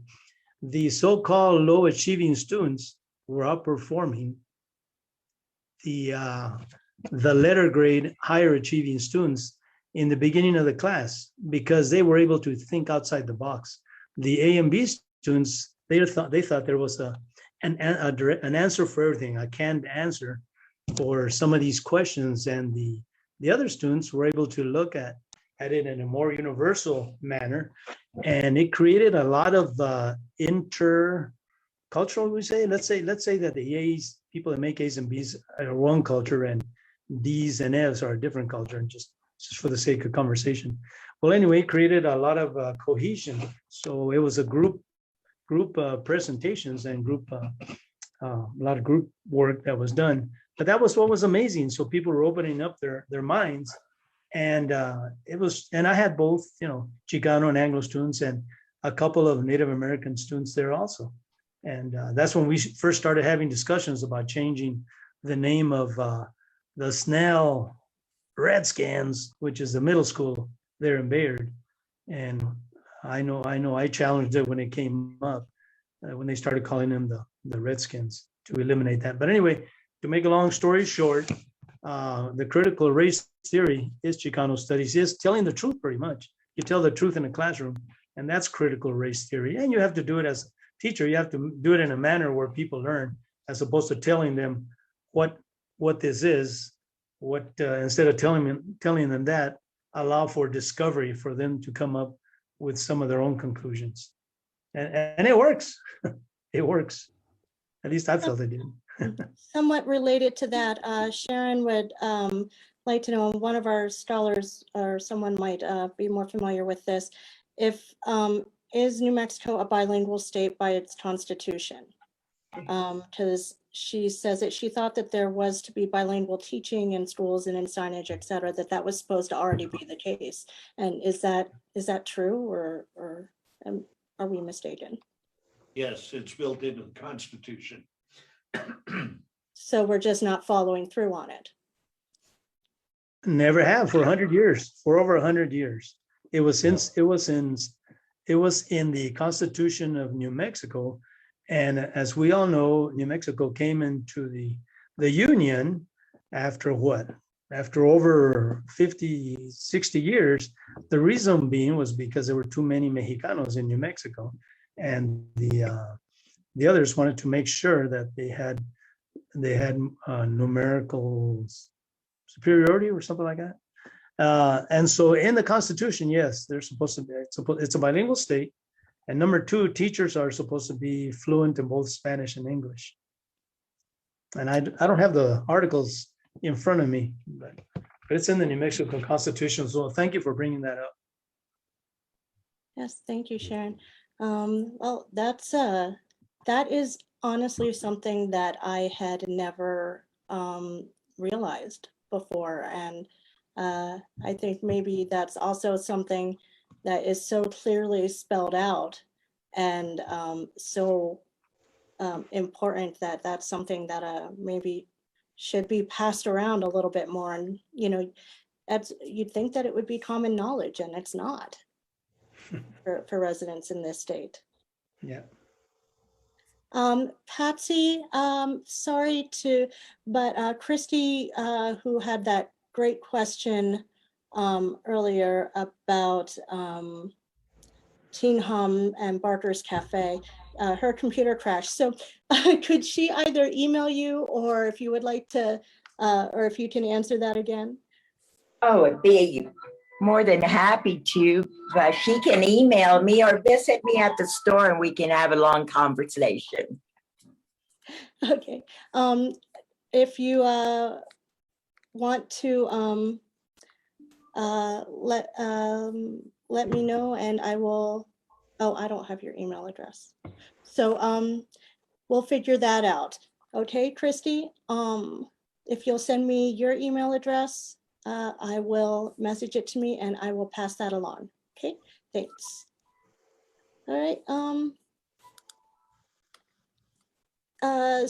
Sharon would like Steve and Susan to comment on the bilingual constitution issue. Not that the issue is with the Constitution, the issue is with the not following through with the Constitution. Well, I've been racking my memory. The one place it seemed like you would see the Spanish translation was with legal notices, like for elections and things, that they would run it in both English and Spanish. Ballots, that's, yeah. But no, it seems like, if anything, we're seeing less of that than before. Yeah, true. All right. Thank you, Christy. I have your email and I will give that to Patsy. Okay. All right, does anyone, I think we're gonna wrap up here. We've gone over by a decent amount, but there's just so much to do, so much to explore. Does anyone else have anything that you'd like to add?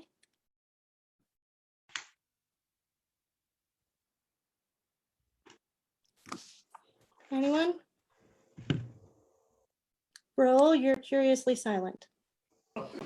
No, I just want to thank, this has been fantastic and I hope we can continue this, on later date and, and pretty much focus, in this community in Silver City and Santa Clara, Baird and Hurley, where not only back in the 1800s, but from the 60s and 50s, because it was quite interesting because there's many, many stories to talk about. And Nacho pretty much knows a lot of them, and Patsy, trust me. The one thing I would really like is Grand County and Silver City. I've been doing a little bit of research. We had some really good athletes. And I started doing research from the 30s. And it's amazing what Chihuahua Hill had.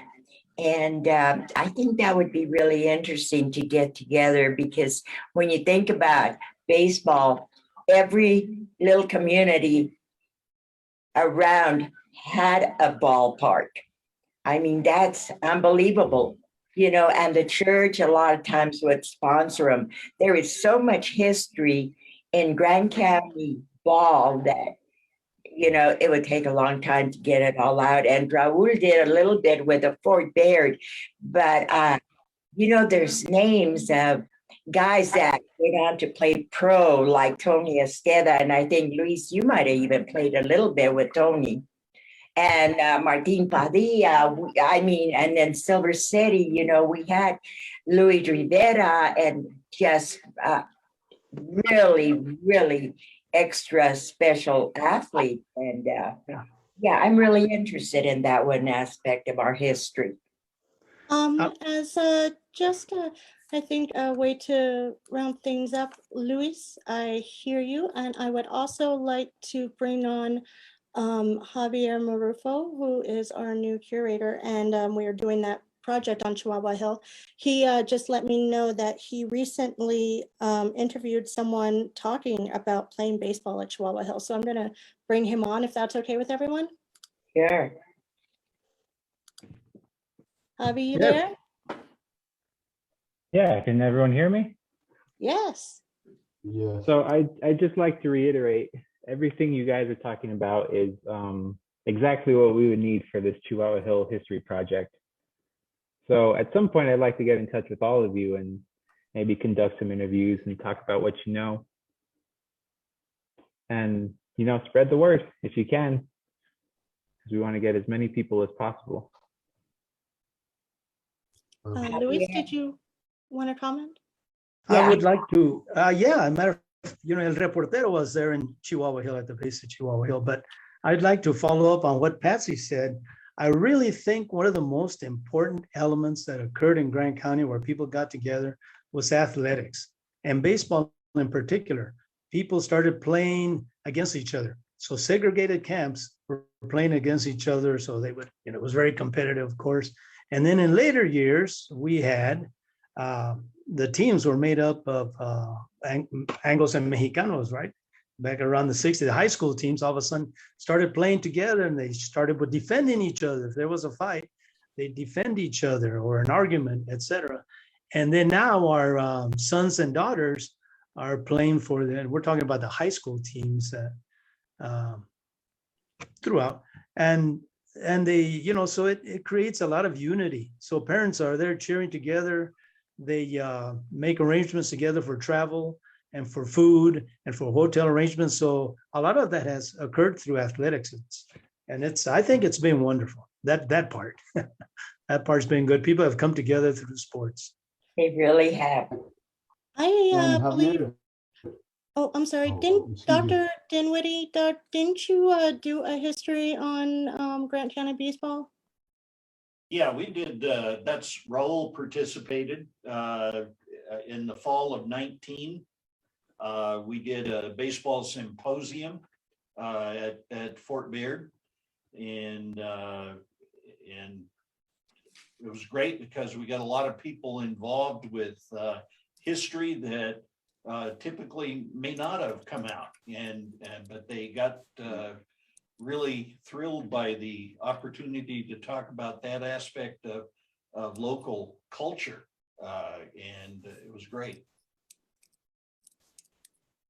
Well, and Javier, I would just like to say this, Javier, if you're listening, my father, like I said, was raised up in Chihuahua Hill, and before he passed, I would have to drive him around the neighborhood on a very daily basis because he would name every individual that lived in every house. And here's just a little thought, coming from the barrio, we call it, it's actually, Brewer Hill. I was brought up LDS. I went to school in North Silver. Remember that, Patsy and Luis? It was called North Silver. And at fourth grade, I ended up going to the old high school on West Street. And at that time, when we we integrated with the kids from the Chihuahua Hill and 6th Street school from North Silver. And for those years, I didn't understand where all these Hispanics kids came from because I was in North Silver. So when that happened in the 4th grade, we kind of meet together. So I had to speak with my fist to the little Chicanitos because I don't know where they came from, and they saying that me coming from North Silver, like I said, I had to speak with my fist, and it was just an amazing thing where it just kind of, I never knew that they even had 6th Street School or on the Chihuahua Hill area because we were only in the 4th grade. But that's a little food for thought. I mean, it was quite interesting. But like I said, once again, for the Chihuahua Hill presentation, what I would like to give is the actual abstract of all these owners from the Chihuahua Hill to current, and it would be quite interesting to see how the names were changed throughout the years. So thanks a lot there. Yeah. And I also want to mention that my husband's family settled in Chihuahua Hill in 1885. And I have done a genealogy on them, so I have a lot of information on the Madrid family in Chihuahua Hill. Wonderful. I'm sure that we can make some wonderful use out of that. Well, everybody, I think that we are all probably a little stiff in the joints. Our minds and our emotions have been very active, our bodies slightly less so. So I am going to bring this to a close, but that doesn't mean the conversation doesn't continue. So keep it going. On Facebook, we welcome your comments. You can email me, education@silvercitymuseum.org, and I will pass your emails along to the appropriate parties, anyone that you would like to talk to, and keep it going. this program may be over, but the theme carries on. I want to thank everybody for joining me here today. If you can, please donate to the Silver City Museum Society. It helps us keep programs like this going and free for everyone in the community. If you know someone that hasn't seen this, it'll be available on Facebook. Well, it is available now and eventually on the website. Let's get this spread around. Let's not keep this an insulated topic. I want people to know their history. I want people to know the achievements of their ancestors and the problems that we faced in the past and still face today. History is not a dead thing. It's the context that we view our current society and our future through. So let's make that known. Also, stop by our gift store, newly redesigned and expanded, and with so many books and knowledge that we hope everybody can stop by and get access to. Thank you, Dr. Quinones, very much. I appreciate all of your information and your viewpoint and just being with us here today. And I hope that you do bring that newspaper by. Really do. I will. Okay. You want to talk to Ashley? She's our collections manager. And Okay. Javi will probably want to take a look too, because Okay. it seems really cool. And Tom Hester, of course, our main presenter and speaker today, did a wonderful job, and thank you so much. Our scholars, 2 scholars past and 1 future, Doug Dinwiddie in the bright green so as to not be missed, Miss Susan Berry blending into the corner but not into our memory. She's here to stay. And Stephen Fox, the can't be missed 7-foot-tall wonder of historical scholarship. You know, I guess for some reason the basketball recruitment didn't go right, so he went into history, but it's lucky for us. Patsy Madrid, owner of Vintage Fantasies and great store and a great lady, and Mr. Raul Turrieta. Thank you all for being with me today. Have a great weekend. And also Will, Western Institute for Lifelong Learning. That has been Mary from Will, who has been contacting everybody and doing a great job of keeping things running behind the scenes here. Thank you very much. Have a great day. Bye. Thank you. Adios. Adios. Good job, everyone.